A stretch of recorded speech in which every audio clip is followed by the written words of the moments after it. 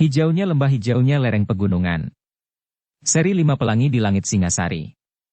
Cerita, Esa Mintarja. Audiobook, novel silat.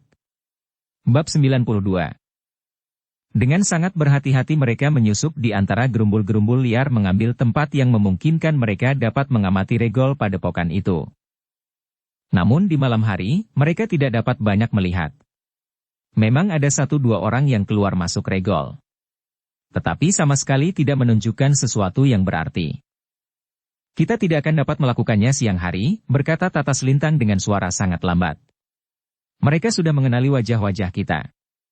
Kita tidak dapat menunggu di pasar yang terdekat untuk melihat-lihat apakah orang-orang padepokan ini hilir mudik juga di pasar, karena mereka akan lebih dahulu melihat kita daripada kita melihat mereka.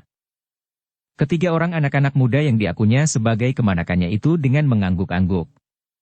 Namun kemudian Mahisa Murti pun berdesis. Kita sudah mendapat beberapa keterangan. Sebagian dari mereka bersikap wajar.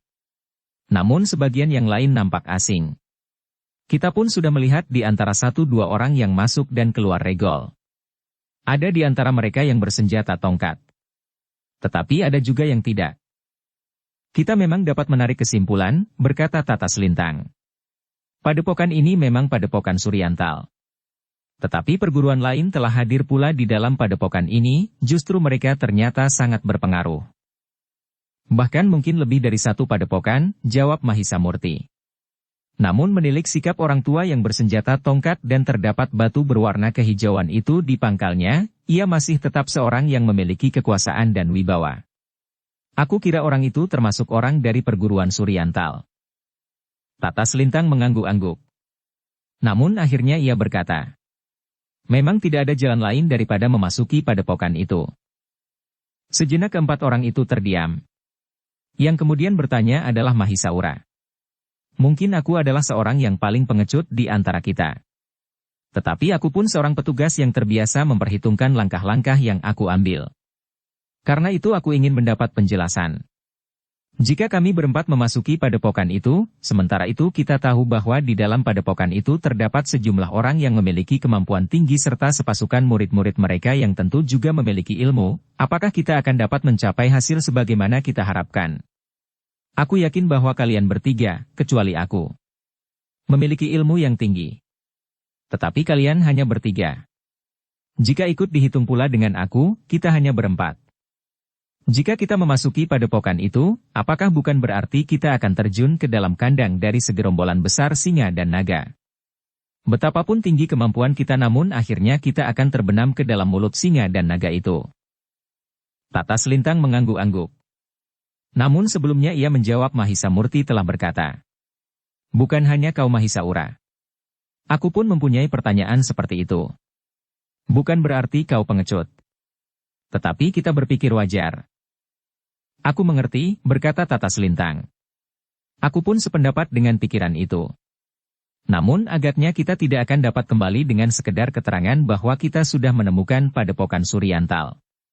Di dalamnya berisi campur baur antara perguruan Suryantal sendiri dengan perguruan yang kemudian datang, tanpa dapat memberikan penjelasan, seberapa jauh pengaruh dari perguruan yang datang kemudian dan tentu ada persoalan lain, dalam hubungan dengan tugas kalian. Nah, apakah kalian telah mendapat jawab dari pertanyaan yang kalian bawa kemari dari tempat kalian berangkat?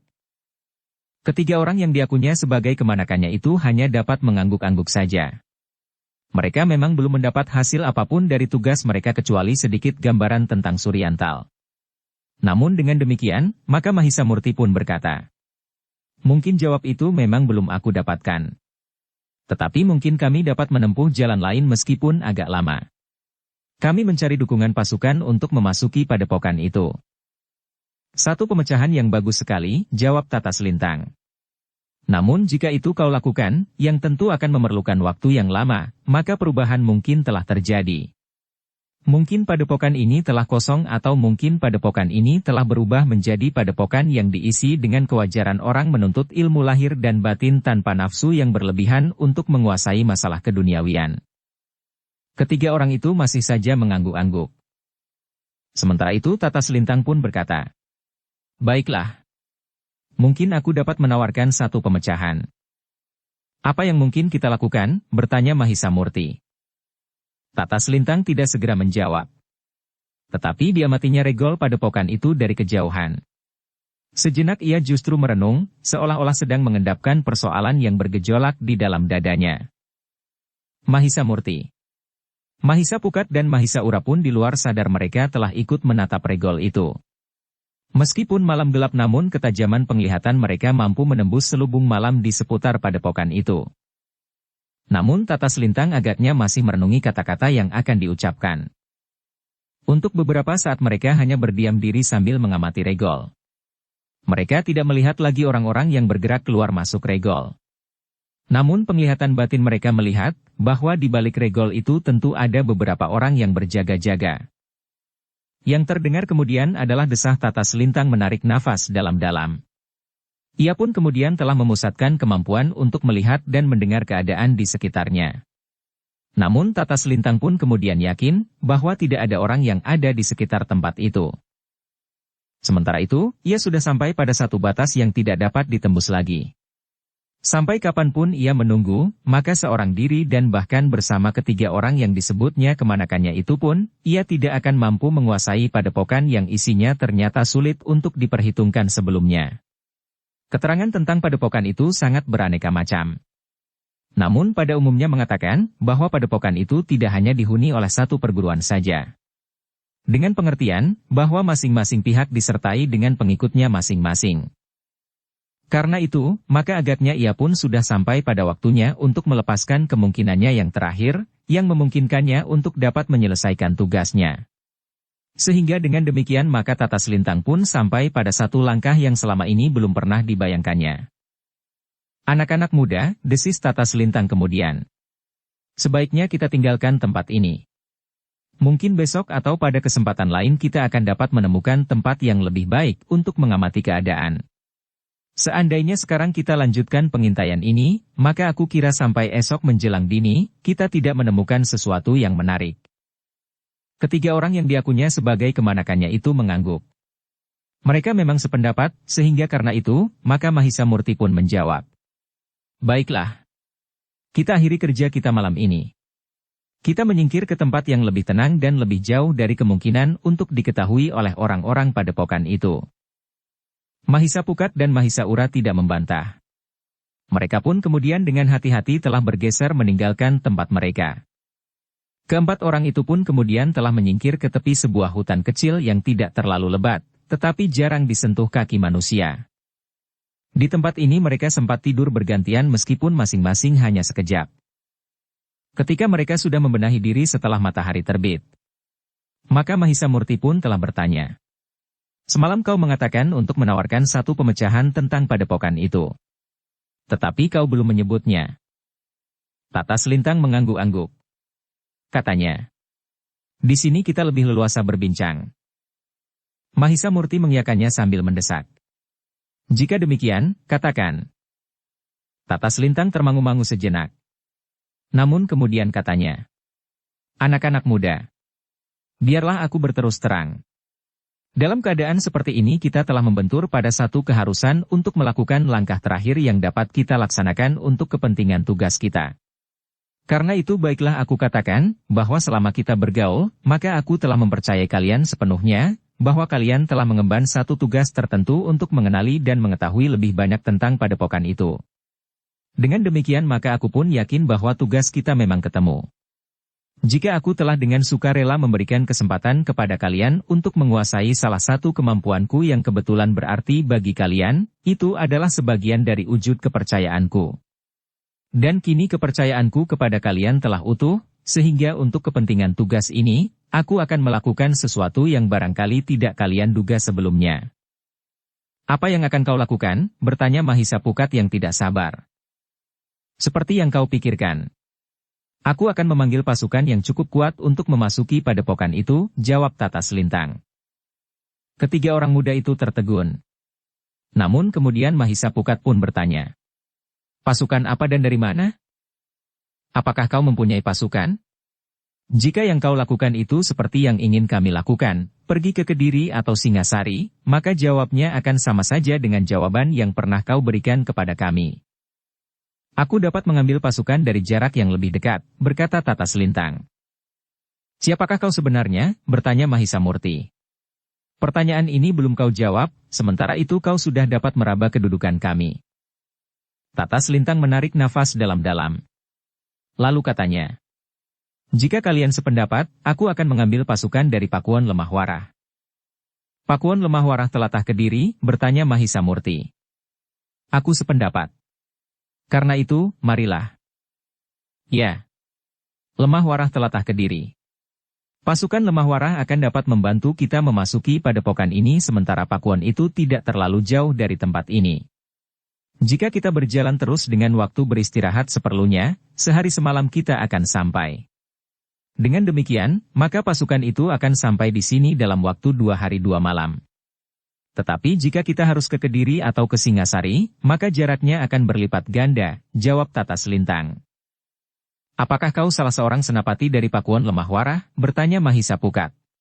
Tata Selintang termangu-mangu sejenak. Dipandangi ketiga orang anak muda itu berganti-ganti, ia memang nampak ragu-ragu. Namun akhirnya ia menemukan kepercayaan yang utuh itu kembali. Karena itu, maka ia merasa tidak perlu untuk ragu-ragu lagi. Untuk menghadapi tugas yang penting dan berbahaya itu ia memang memerlukan orang-orang seperti ketiga orang anak muda itu, yang nampaknya dengan ikhlas telah melakukan satu pengabdian tanpa menghiraukan bahaya yang dapat mengancam jiwa mereka. Dengan demikian, maka akhirnya Tata Selintang itu pun berkata, aku memang seorang di antara para pemimpin Pakuan Lemah Warah. Aku adalah aku di Lemah Warah. Wajah ketiga anak muda itu berubah. Memang ketegangan telah mencengkam jantung mereka. Sementara itu, untuk meyakinkan kata-katanya, maka Tata Selintang itu pun telah menunjukkan sebuah cincin di jari-jari tangan kanannya. Lihat, ini adalah cincin pertanda kuasa tertinggi di Pakuan Lemah Warah. Jika kalian masih ingin meyakinkannya, maka kita akan dapat pergi ke Lemah Warah. Kita akan menyiapkan satu pasukan yang memadai untuk menguasai padepokan itu. Mahisa Murti, Mahisa Pukat dan Mahisa Ura itu pun mengangguk hormat. Maafkan kami aku, desis Mahisa Murti dengan nada berat. Kami sama sekali tidak mengerti bahwa kami telah berhadapan dengan aku dari Lemah Warah. Kalian tidak bersalah. Aku memang menghendaki demikian, jawab aku. Yang penting kemudian, apakah yang harus kita lakukan? Ternyata aku telah melakukan langkah-langkah yang langsung, turun ke medan yang berat ini, berkata Mahisa Murti. Agaknya sesuatu yang jarang dilakukan oleh seorang aku. Nah, berkata Tata Selintang. Biarlah kita sisihkan persoalan siapa aku. Sekarang, langkah apakah yang paling baik kita lakukan? Aku, sahut Mahisa Murti. Aku telah menawarkan satu langkah penyelesaian.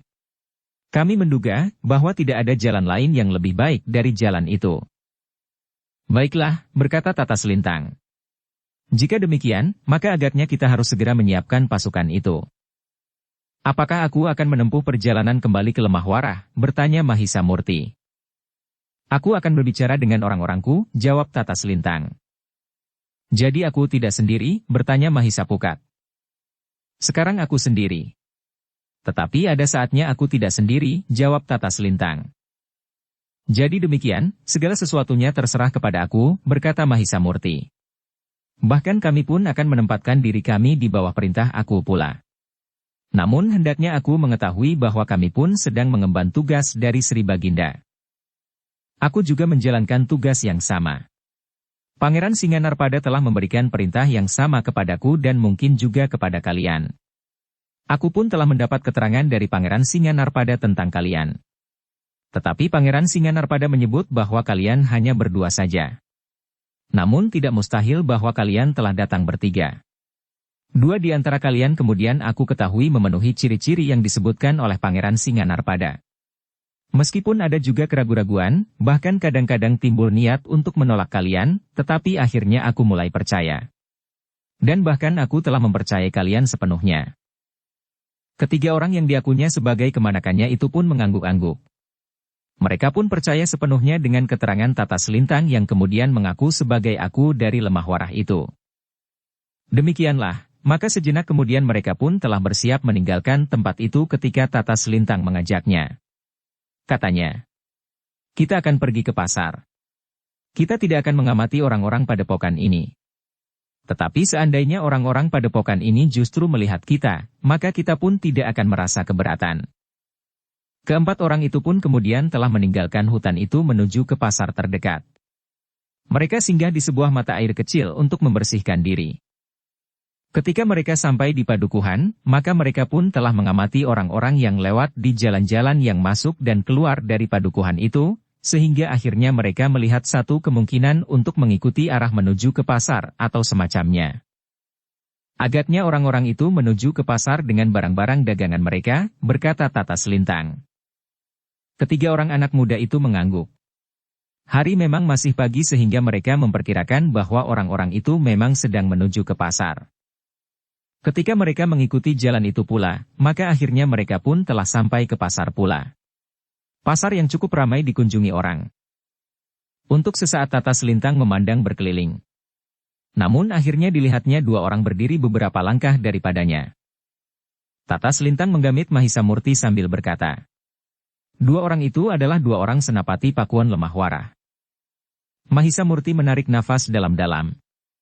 Beberapa kali ia melihat orang-orang yang mirip atau mungkin juga orang itu selalu nampak dalam keadaan tertentu. Tetapi tidak pernah langsung melibatkan diri. Mereka hanya melihat, memperhatikan dan bahkan kemudian pergi.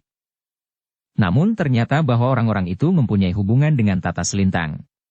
Memperkirakan bahwa orang-orang itu memang sedang menuju ke pasar. Tetapi ketiganya sadar, bahwa selain orang-orang yang berhubungan dengan Tata Selintang, tentu ada pihak lain yang juga melakukannya. Karena itu, maka tidak semua orang yang pernah dilihatnya berada di sekitar mereka tanpa berbuat sesuatu, adalah orang-orang Tata Selintang sendiri. Tetapi yang jelas, bahwa kedua orang itu adalah senapati dari Pakuan Lemahwara. Untuk beberapa saat lamanya Tata Selintang tidak beranjak dari tempatnya. Namun kemudian Tata Selintang itu pun berkata, marilah, kita akan pergi ke kedai itu. Keempat orang itu pun kemudian telah memasuki sebuah kedai. Ternyata kedua orang yang disebut Tata Selintang sebagai senapatinya itu pun telah memasuki kedai itu pula dan duduk tidak terlalu jauh daripadanya. Tata Selintang tidak memperhatikan kedua orang itu. Apalagi ketika ada orang lain yang memasuki kedai itu pula. Meskipun demikian Tata Selintang sempat memberi isyarat kepada kedua orang itu untuk menemuinya. Karena itu, setelah mereka selesai makan dan minum, maka mereka pun telah meninggalkan kedai itu. Baru beberapa saat kemudian kedua orang senapati itu pun membayar makanan dan minuman mereka dan meninggalkan kedai itu. Ternyata kedua orang senapati itu memang mengamati dari kejauhan kemana Tata Selintang pergi. Namun setelah ia mendapat keyakinan, maka mereka pun berusaha untuk mengambil jalan lain agar tidak ada orang lain lagi yang memperhatikan mereka. Ketika Tata Selintang dan ketiga orang yang diakunya sebagai kemanakannya itu sudah berada di sebuah tempat yang terpencil, di tepian sebuah sungai yang curam dan menjorok ke dekat pinggir hutan, maka Tata Selintang telah membuat api. Banyak orang membuat api di Pategalan. Mudah-mudahan asapnya tidak menarik perhatian secara khusus, berkata Tata Selintang. Ketiga orang yang diakunya sebagai kemanakannya itu mengikutinya dengan tegang. Mereka sempat membantu mengumpulkan dedaunan dan rerumputan kering. Kemudian menyulutnya. Asap pun segera mengepul ke udara. Membubung. Apalagi angin memang tidak sedang bertiup. Tanpa diketahui maksudnya oleh ketiga orang yang diakunya sebagai kemanakannya itu, Tata Selintang telah melepaskan kain panjangnya dan membasahinya. Kemudian katanya kepada Mahisa Murti, bantu aku. Pegang ujung kain itu. Mahisa Murti pun telah melakukannya tanpa mengetahui maksudnya. Dipeganginya kedua ujung kain panjang Tata Selintang, sedang dua sudut di ujung lain dipegang oleh Tata Selintang sendiri. Ikuti gerak tanganku, berkata Tata Selintang. Mahisa Murti mengangguk. Ternyata Tata Selintang telah menyelubungi asap api dedaunan dan rerumputan itu sejenak. Kemudian membuka kembali. Demikian dilakukannya beberapa kali bersama Mahisa Murti, sehingga asap yang mengepul pun telah terputus-putus. Barulah Mahisa Murti, Mahisa Pukat dan Mahisa Ura mengerti maksud Tata Selintang. Agaknya kepulan asap itu merupakan bahaya syarat yang ditujukan kepada kedua orang yang telah dipanggilnya untuk menemuinya. Sebenarnya lah, kedua orang senapati yang mendapat pesan untuk menemuinya telah dituntun oleh asap itu. Mereka yang memang sudah mengamati arah kepergian Tata Selintang itu pun dengan segera melihat syarat itu, sehingga beberapa saat kemudian keduanya telah turun pula ke tepian. Ketika mereka sampai di tempat Tata Selintang menunggu, maka keduanya pun segera diperkenalkannya dengan ketiga orang yang diakunya sebagai kemanakannya. Sementara itu dari pembicaraan itu Mahisa Murti, Mahisa Pukat dan Mahisa Ura pun yakin bahwa Tata Selintang memang aku dari Lemah Warah. Kembalilah, perintah aku Lemah Warah. Bawa pasukan kemari. Kalian harus membawa orang-orang terbaik untuk menguasai padepokan itu. Padepokan yang ternyata dihuni oleh beberapa kelompok perguruan dengan para pengikutnya yang jumlahnya cukup banyak. Jangan kurang dari 500 orang. Meskipun aku yakin jumlah orang di padepokan itu hanya sekitar separuhnya, tetapi kita tidak mau gagal. Kita harus menangkap semuanya. Tidak seorang pun boleh lolos. Selebihnya kami juga memperhitungkan orang-orang yang berilmu tinggi di antara mereka. Seorang yang berilmu tinggi harus dihadapi oleh sekelompok prajurit yang mempunyai bekal cukup. Karena itu kita memang harus membawa prajurit secukupnya. Kedua senapati itu mengangguk. Kemudian Tata Selintang pun berpesan. Dalam waktu 4 hari lagi, aku akan menunggu kalian di Bukit Kembar itu. Kami berada di antara keduanya. Kami akan berangkat dari tempat itu lewat tengah malam. Menjelang dini hari kami akan mengepung padepokan itu. Hanya jika terjadi sesuatu yang khusus, rencana ini akan berubah. Kami akan melakukannya aku, sahut salah seorang dari kedua orang itu. Berhati-hatilah, pesan aku. Hamba aku, jawab keduanya hampir berbareng. Kita berhadapan dengan kekuatan yang sangat besar meskipun jumlahnya tidak terlalu banyak. Ada bermacam-macam ilmu tersimpan di padepokan itu. Karena itu, bawa orang-orang terbaik. Perintahku kepada Panglima Pasukan Pengawal Khusus, ia sendiri harus berangkat dengan sebagian besar dari para pengawal khusus. Tenaga mereka sangat diperlukan dalam arena seperti yang akan kita hadapi, berkata Tata Selintang. Kedua senapatinya itu pun menangkap semua pesannya. Kemudian mereka pun telah minta diri untuk melakukan tugas mereka. Sedangkan dari pembicaraan itu Mahisa Murti, Mahisa Pukat dan Mahisa Ura mengetahui bahwa masih ada 6 orang senapati yang ada di sekitar padepokan itu. Ternyata bahwa Mahisa Murti, Mahisa Pukat dan Mahisa Ura tidak dapat menangkap apa yang sebenarnya ada di dekatnya. Ternyata bahwa Tata Selintang yang nampaknya sendiri itu memang tidak sendiri, meskipun pada saat-saat yang penting ia justru memang hanya sendiri. Kepada senapati yang memanggil prajurit-prajuritnya Tata Selintang pun telah berpesan agar perjalanan mereka tidak menarik perhatian sehingga orang-orang padepokan itu tidak mencium rencana itu lebih dahulu, sehingga mereka akan dapat mengambil langkah-langkah yang tidak dikehendaki. Sepeninggal kedua orang senapatinya itu, Tata Selintang dan ketiga orang yang disebut kemanakannya itu dengan sengaja tidak banyak melakukan kegiatan. Mereka lebih banyak diam dan menyingkir agar tidak memancing persoalan.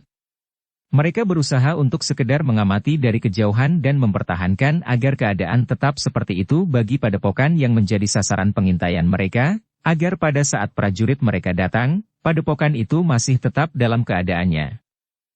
Sementara itu, kedua orang senapati yang diperintahkan untuk memanggil pasukan di Pakuan itu pun telah berusaha dengan bersungguh-sungguh untuk melaksanakan tugas mereka. Pada saatnya mereka harus sudah kembali bersama pasukannya dan langsung menuju lembah di antara dua buah bukit yang disebut sepasang bukit kembar. Ketika keduanya sampai di Pakuan, maka beberapa orang senapati memang menjadi terkejut karena mereka tidak mengiringkan aku. Namun yang datang ternyata adalah perintah aku untuk membawa sedikitnya 500 orang langsung di bawah pimpinan Panglima Pasukan Khusus Pakuan Lemah Warah. Panglima yang mendapat perintah itu pun menyadari bahwa tugas itu tentu gawat. Namun sudah menjadi tugasnya bahwa ia harus melakukannya sebaik-baiknya. Karena itu, maka tugas itu pun dilaksanakannya dengan cepat dan bersungguh-sungguh, ia pun memilih 500 orang terbaik dan kemudian membekali mereka dengan senjata dan bekal-bekal lain secukupnya. Tanpa menunggu hari berikutnya, maka pasukan itu pun segera berangkat. Dua orang prajurit yang menjemput pasukan itu pun tidak merasa letih karena tanggung jawabnya atas tugas yang dipikulnya. Meskipun belum dipasang namun pasukan itu juga membawa tanda-tanda kebesaran Pakuan Lemah Warah.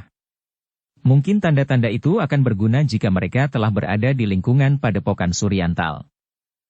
Dalam waktu menunggu, Mahisa Murti, Mahisa Pukat dan Mahisa Ura telah mengisi waktu mereka dengan mempertajam kemampuan mereka. Mereka mengadakan latihan-latihan di tempat yang terasing untuk menghadapi tugas-tugas mereka yang berat.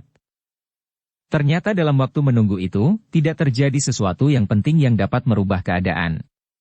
Di malam hari, keempat orang itu masih berusaha untuk dapat mengamati padepokan yang menyimpan rahasia yang sulit untuk dipecahkan. Namun pengamatan mereka itu meyakinkan bahwa kekuatan di padepokan itu tidak akan lebih dari 500 orang. Menjelang hari terakhir yang ditentukan, 2 orang senapati lemah warah yang masih berada di sekitar padepokan itu pun telah menghubungi Tata Selintang dan memberikan laporan kegiatan yang meningkat dari orang-orang padepokan itu. Nampaknya mereka sedang mencari seseorang, berkata salah seorang senapati itu. Mereka mencari kami, jawab Tata Selintang itu. Mereka tentu menganggap bahwa tiba-tiba saja kami telah menghilang. Namun dengan demikian mereka tentu akan menjadi curiga. Mungkin mereka akan mengambil langkah-langkah yang tidak kita perhitungkan sebelumnya. Karena itu, maka pengawasan atas mereka harus diperluas. Namun hari yang mereka tunggu itu pun telah datang. Tata Selintang dan ketiga orang yang diakunya sebagai kemanakannya itu pun telah pergi ke lembah di antara 2 bukit kembar. Mereka akan menjemput pasukan yang datang dari Pakuan Lemah Warah. Tata Selintang mengangguk-angguk ketika ia melihat pasukannya. Benar-benar pasukan sebagaimana dikehendaki yang dipimpin langsung oleh Panglima Pasukan Pengawal Khusus yang memang memiliki ilmu yang tinggi. Tata Selintang telah memperkenalkan ketiga orang anak muda itu. Namun kepada pasukannya Tata Selintang tetap menyebut mereka sebagai kemanakannya. Aku memang telah memanggilnya dari Kediri untuk membantuku, berkata Tata Selintang. Apakah mereka prajurit Kediri? Bertanya Panglima itu. Ya. Mereka memang prajurit Kediri, jawab Tata Selintang. Karena itu kebetulan sekali, bahwa kita sedang bersiap-siap untuk menyelesaikan tugas ini, karena ketiga orang kemanakanku ini pun sedang menangani persoalan yang sama, juga atas perintah Pangeran Singanarpada. Panglima Pasukan Pengawal Khusus itu mengangguk-angguk. Namun karena aku lemah warah mempercayai ketiga anak muda yang disebut kemanakannya itu, panglimanya tentu mempercayainya juga. Dengan cepat aku lemah warah itu menyiapkan pasukannya. Namun ternyata bahwa sergapan kepada atas padepokan itu ditunda sehari untuk memberi kesempatan kepada pasukan itu untuk beristirahat. Pada saat pasukannya beristirahat, di malam hari Tata Selintang telah membawa panglimanya untuk melihat padepokan. Mereka akan mengatur cara yang terbaik untuk memecahkan pertahanan padepokan itu dan mencegah orang-orang yang berusaha untuk melarikan diri. Bersama dengan ketiga orang yang diakunya sebagai kemanakannya itu, maka mereka telah menentukan beberapa hal tentang arah pasukan lemah warah yang akan mengepung padepokan itu. Sebagian dari pasukan kita akan memasuki padepokan itu, berkata Tata Selintang. Sebagian yang lain akan berada di luar. Panglima pasukan pengawalnya mengangguk-angguk, ia sependapat dengan akunya. Jika ada di antara orang-orang padepokan yang berusaha melarikan diri, maka para prajurit yang ada di luar padepokan akan dapat menangkap mereka.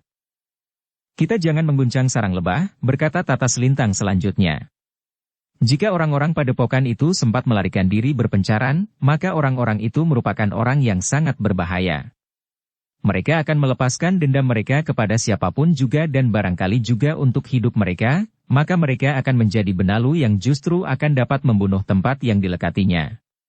Selanjutnya, setelah menjadi kebiasaan, mereka akan dapat menjadi perampok-perampok yang sangat garang. Hamba aku, jawab Panglima itu. Hamba akan berusaha untuk berbuat sebaik-baiknya agar tidak seorang pun dapat melepaskan diri. Seandainya itu tidak mungkin, maka kita akan berusaha sedikit mungkin orang yang dapat lepas dari tangan kami. Nah, terserah kepadamu, siapakah yang akan memasuki padepokan dan siapa yang akan berada di luar. Demikian juga perbandingan jumlah. Sementara itu, kita harus memperhitungkan bahwa orang-orang di padepokan itu akan dapat melarikan diri lewat jalan yang manapun juga, berkata Tata Selintang. Hamba aku, jawab panglimanya. Hamba akan mengaturnya. Namun sesuai dengan keterangan yang hamba terima bahwa yang ada di dalam padepokan itu jumlahnya kira-kira hanya separuh dari pasukan kita, maka yang akan memasuki padepokan itu pun kira-kira hanya separuh pula. Yang lain akan berada di luar mengelilingi padepokan itu, dan sekelompok pasukan cadangan akan berada di sebelah dalam gerbang. Pasukan cadangan ini akan dapat dipergunakan di dalam dan di luar jika diperlukan sekali dengan isyarat tertentu. Aku lemah warah itu mengangguk-angguk. Katanya. Aku sependapat. Tetapi aku perintahkan orang-orang terbaik akan memasuki padepokan itu bersama kami berempat. Sebaiknya kalian tahu bahwa di dalam padepokan itu terdapat beberapa orang berilmu tinggi. Karena itu, maka setiap prajurit harus menyadari apa yang akan mereka hadapi. Mungkin mereka harus mempersiapkan kelompok-kelompok kecil dari 2 orang sampai 10 orang. Mungkin mereka akan bertemu dengan orang-orang yang berilmu tinggi itu. Hamba akan mengaturnya aku. Hamba akan berbicara dengan para pemimpin kelompok agar mereka memperhatikan setiap pesan sebaik-baiknya, jawab Panglima itu. Jika kita gagal, maka sama artinya dengan kita akan menyebar bencana. Aku harus mempertanggungjawabkan kepada pemimpin pemerintahan di Kediri. Dengan hadirnya ketiga orang kemanakanku ini maka aku tidak dapat mengingkari setiap tanggung jawab itu. Panglima itu tidak menjawab.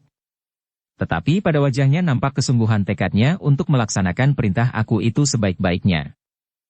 Setelah beberapa lama mereka mengamati tempat itu, maka mereka pun telah meninggalkannya kembali ke tempat pasukan mereka beristirahat. Di lembah di antara sepasang bukit kembar. Daerah yang seakan-akan tertutup bagi orang lain. Di hari berikutnya, pasukan itu telah mendapat pesan yang lengkap tentang sasaran yang akan mereka masuki. Mereka telah mendapat gambaran yang jelas, apa yang akan mereka hadapi serta kemungkinan yang paling buruk sekalipun. Karena itu, maka para pemimpin kelompok harus memegang peran yang hidup di setiap medan. Mereka harus cepat mengambil langkah jika dihadapi persoalan-persoalan yang gawat. Sisa waktu yang ada telah dipergunakan oleh pasukan itu untuk beristirahat secukupnya. Mereka harus menyimpan tenaga untuk pertempuran yang mungkin akan memerlukan waktu yang lama. Menjelang malam hari, maka semua persiapan telah mapan. Semua senjata telah diteliti dan benar-benar siap untuk dipergunakan. Yang ragu-ragu telah mengganti dan senjatanya dengan yang baru. Namun senjata yang memiliki nilai tersendiri, betapapun juga wujudnya, senjata itu tidak akan terlepas dari tangan meskipun pemiliknya mungkin membawa senjata lain sebagai rangkapannya. Ketika saatnya para prajurit yang merangkap menjadi juru masak mempersiapkan makan mereka, maka diperintahkan kepada mereka untuk berhati-hati. Bukan saja agar api yang mereka pergunakan tidak nampak dari kejauhan, juga jangan sampai menimbulkan kebakaran hutan di sekitarnya.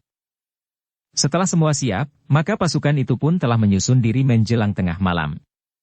Mereka telah makan dan mengisi kantong-kantong mereka dengan makanan yang dapat mereka bawa ke medan. Jika mereka bertempur sampai sehari penuh, maka mereka tidak akan kehabisan tenaga. Di dalam kantong-kantong kecil mereka membawa jenis-jenis makanan yang tahan lama. Demikianlah, lewat tengah malam pasukan itu pun mulai bergerak. Dengan sangat berhati-hati mereka telah mendekati padepokan. Sebagaimana mereka rencanakan, maka ketika pasukan itu mendekati sasaran, maka mereka telah membagi diri. Separuh lebih sedikit akan memasuki padepokan. Namun mereka tidak akan mengambil jalan pintu gerbang seluruhnya. Sebagian di antara mereka akan meloncati dinding. Hanya sebagian sajalah yang akan memasuki pintu gerbang, sementara sekelompok akan merupakan pasukan cadangan yang bersiap di pintu gerbang. Perlahan-lahan tetapi pasti pasukan itu menjadi semakin dekat dari beberapa arah. Kelompok-kelompok itu telah merayap mendekat, sementara belum ada pertanda apapun yang nampak. Panji-panji pun masih digulung meskipun pada tunggulnya. Ketika mereka telah berada di seputar padepokan itu, maka pasukan itu pun terhenti. Mereka menunggu saatnya untuk menyerang. Namun sementara itu Tata Selintang telah memerintahkan pasukan yang berada di depan pintu gerbang padepokan itu bersiaga sepenuhnya sebagaimana sepasukan prajurit dari sebuah pakuan. Menjelang fajar, maka Tata Selintang telah memerintahkan untuk mengurai segala macam pertanda. Umbul-umbul, rontek dan panji-panji. Kemudian terdengarlah sangkala yang berbunyi nyaring. Seisi padepokan itu terkejut. Mereka pun berloncatan bangun dan bersiap menghadapi segala kemungkinan. Ketika beberapa orang sempat menengok lewat pintu gerbang, mereka pun terkejut. Dalam keremangan pagi mereka melihat sekelompok pasukan dengan berbagai pertanda kebesaran berada di hadapan padepokan mereka. Sementara itu, Tata Selintang yang berdiri di paling depan di hadapan tunggul pertanda kebesaran pakuan lemah warah berdiri sambil bertolak pinggang. Dengan lantang ia pun kemudian berkata, "Saudara-saudaraku seisi padepokan. Aku lemah warah, atas nama kekuasaan kerajaan Kediri memerintahkan kepada kalian untuk menyerah. Tidak ada pembicaraan yang akan dilakukan sebelumnya selain bahwa kalian harus menyerah. Para pemimpin padepokan itu mengumpat sejadi-jadinya. Mereka merasa heran bahwa mereka tidak tahu sebelumnya hal seperti itu akan terjadi.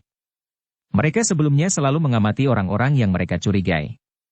Tetapi bahwa orang-orang itu tiba-tiba saja membawa sepasukan dalam jumlah yang cukup banyak serta pertanda kebesaran sebuah pakuan, tidak pernah mereka bayangkan. Seorang di antara para pemimpin itu bergumam. Satu kelengahan yang gawat. Seorang yang lain menyahut. Kita tidak mempunyai dugaan sama sekali bahwa salah seorang di antara mereka adalah aku dari salah satu pakuan, yang ternyata kuasa mendatangkan pasukan yang cukup besar dengan pertanda kebesaran. Menilik kemampuan orang-orang yang kita jumpai, kita menduga bahwa mereka adalah orang-orang dari perguruan-perguruan yang memiliki dasar ilmu yang tinggi. Biasanya para prajurit dan senapati tidak memiliki kemampuan secara pribadi yang mampu mencapai tataran itu. Mereka agaknya memang bukan prajurit. Tetapi mereka adalah orang-orang yang mendapat tugas, mungkin dengan upah yang sangat tinggi selain aku itu sendiri, sahut yang lain lagi. Baiklah, berkata seorang yang berjambang keputihan. Kita sudah tidak mempunyai waktu lagi. Kita harus menghadapi mereka. Menurut perhitunganku, jumlah mereka tidak terlalu banyak. Kita akan menerima mereka dengan senang hati siapapun mereka. Biarlah mereka masuk. Kemudian kita akan melumatkannya di sini. Para pemimpin padepokan itu mengangguk-angguk. Sebenarnya lah bahwa mereka terdiri dari beberapa orang yang memiliki dasar ilmu yang berbeda-beda. Seorang di antara mereka adalah orang bertongkat dan pada tongkat itu terdapat batu yang berwarna kehijauan itu. Sementara yang lain adalah orang yang mampu menguasai binatang dengan ilmu gendamnya. Seorang lagi memiliki kemampuan untuk menyusup ke dalam diri seseorang yang tidak memiliki ketahanan jiwani yang tinggi dan beberapa orang pemimpin lainnya yang berilmu tinggi pula. Karena tidak segera terdengar jawaban, maka Tata Selintang pun berteriak lagi. Aku masih memberi kesempatan kepada kalian untuk menyerah. Sebenarnya, kami dapat menghancurkan kalian dalam kelengahan. Jika kami menghendaki, kami dapat memasuki padepokan kalian dan dengan kasar membunuh sebanyak-banyaknya. Tetapi hal itu tidak kami lakukan. Kami justru telah membangunkan kalian dan mempersilahkan kalian bersiap menghadapi kedatangan kami. Dengan demikian, prajurit dari Pakuan Lemah Warah adalah prajurit jantan yang tidak merunduk musuhnya selagi mereka lengah. Yang kemudian menjawab adalah orang bertongkat. Sambil mengacukan tongkatnya yang di kepalanya terdapat batu yang berwarna kehijauan itu ia menjawab. Heh, orang-orang Lemah Warah. Meskipun kami tidak mengira akan kedatangan kalian, maka kami boleh memuji kejantanan kalian yang telah membangunkan kami. Kalian agaknya tidak mau menyerang kami sambil merunduk. Tetapi agaknya itu sama sekali bukan sifat kejantanan sebagaimana yang kami kira sebelumnya, karena sebenarnya lah hal itu kalian lakukan karena kesombongan kalian. Tata Selintang mengerutkan keningnya. Namun ia pun kemudian berkata pula. Apapun yang kalian katakan, aku memerintahkan kalian menyerah. Jika tidak, maka kami akan mempergunakan kekerasan untuk memaksa kalian menyerah. Mungkin di antara kita akan jatuh korban. Dan kalianlah yang harus bertanggung jawab atas korban-korban itu, karena jika kalian tidak melawan, maka korban itu tidak akan timbul. Gila, teriak orang bertongkat itu. Enak sekali. Kalian dengan sewenang-wenang menjatuhkan tanggung jawab di tangan kami. Heh, orang-orang Lemah Warah. Katakan, seandainya kalian tidak mengganggu kami, apakah akan jatuh korban? Menggulung isi padepokan ini termasuk tugas kami. Karena itu harus kami laksanakan atas perintah Sri Baginda di Kediri, jawab Tata Selintang. Omong kosong, teriak orang bertongkat itu. Namun sebelum ia melanjutkan kata-katanya Tata Selintang telah berkata lantang pula. Kau lihat pertanda kebesaran kami. Kami adalah pasukan yang dilindungi oleh kekuasaan Kediri yang sah. Nah, sekali lagi aku perintahkan kalian menyerah. Kediri tidak akan berbuat apa-apa selain sekedar mengetahui dan memastikan, siapakah kalian sebenarnya dan apakah langkah-langkah yang kalian lakukan di Kediri itu mempunyai latar belakang tertentu yang berakar pada satu keyakinan yang mapan. Orang bertongkat itu mengumpat. Namun orang-orang di dalam padepokan itu mulai mengetahui apakah sebenarnya yang mereka hadapi. Dengan demikian mereka pun menyadari bahwa mereka telah langsung berhadapan dengan kekuasaan Kediri lewat aku lemah warah. Kami memang telah menunggu, berkata orang bertongkat itu lantang. Tetapi kenapa kalian datang hanya dengan sekelompok kecil prajurit Pakuan lemah warah? Apakah kalian memang dengan sengaja membunuh diri? Tidak ada kesempatan untuk berbuat apapun, berkata Tata Selintang. Kalian harus membiarkan kami melaksanakan tugas kami menangkap kalian dan menghadapkan kalian kepada Sri Baginda untuk memastikan, apakah sebenarnya pernah kalian lakukan, sehingga kalian berani menyentuh gedung perbendaharaan Kediri. Fitnah apalagi yang telah dilancarkan orang terhadap padepokan ini, berkata orang bertongkat itu. Tetapi persetan dengan segala macam igawan itu. Aku berharap tinggalkan padepokan kami dalam keadaan tenang dan damai. Jangan ingkar dengan cara yang kasar seperti itu, berkata Tata Selintang. Jika kalian tidak merasa bersalah, kenapa kalian dengan segala macam cara menolak kehadiran kami di lingkungan ini? Kalian ternyata telah mencurigai setiap orang yang baru datang di tempat ini. Kalian telah mencurigai 3 orang pedagang batu akik dan besi bertuah yang berada di sekitar tempat ini, sejak di padukuhan yang masih agak jauh. Kalian mencurigai aku yang tinggal di padukuhan yang juga tidak terlalu dekat. Dan apalagi ketika di antara kami mendekati batu berwarna kehijauan itu? Apakah hubungan antara batu yang berwarna kehijauan itu dengan benda yang paling berharga dari Kediri itu? Persetan, geram orang yang memiliki kemampuan menguasai tubuh orang lain dan mempergunakannya. Jangan banyak bicara. Kami memang sudah menduga, dari manapun asalnya, kalian tentu akan mengganggu kami. Karena itu, maka sudah sepantasnya jika kami berusaha mengusir kalian dengan cara-cara yang mampu kami lakukan. Sekarang ternyata kalian telah bertindak dengan langkah-langkah yang lebih kasar lagi. Seolah-olah kalian mempunyai wewenang untuk menangkap kami. Tetapi yang akan kalian lakukan tidak lebih dari membunuh diri. Sekali lagi aku perintahkan, atas nama Sri Baginda di Kediri, menyerahlah. Segala sesuatu yang menyangkut dengan kalian, akan dilakukan oleh Sri Baginda sendiri, berkata Tata Selintang. Baiklah, berkata Tata Selintang kemudian karena sama sekali tidak ada tanggapan. Aku beri kesempatan kepada kalian untuk membicarakan agar keputusan yang kalian ambil tidak akan kalian sesali di kemudian. Orang-orang yang berada di padepokan itu masih tetap berdiam diri. Tetapi sebenarnya lah bahwa mereka tidak sekedar diam. Para pemimpin di padepokan itu telah memerintahkan semua orang di dalam padepokan itu untuk bersiap. Sementara itu, 2 orang di antara para pemimpin di Regol itu telah dengan langkah yang cepat menuju ke barak induk dari padepokan itu. Seorang di antara keduanya berpesan dengan kawannya yang tinggal. Usahakan untuk menunda gerakan mereka beberapa saat. Aku akan berhubungan dengan Panembahan. Kawannya mengangguk. Sementara itu, kedua orang yang lain berusaha untuk menemui seseorang yang disebutnya sebagai Panembahan. Orang yang disebut Panembahan itu pun kemudian berkata, "Tidak ada cara lain. Hancurkan mereka. Aku akan bertanggung jawab jika Kediri akan mengambil tindakan balasan. Masih ada waktu untuk memikirkannya." "Baik Panembahan," jawab salah seorang dari kedua pemimpin itu. "Jika demikian kita memang akan menghancurkan mereka."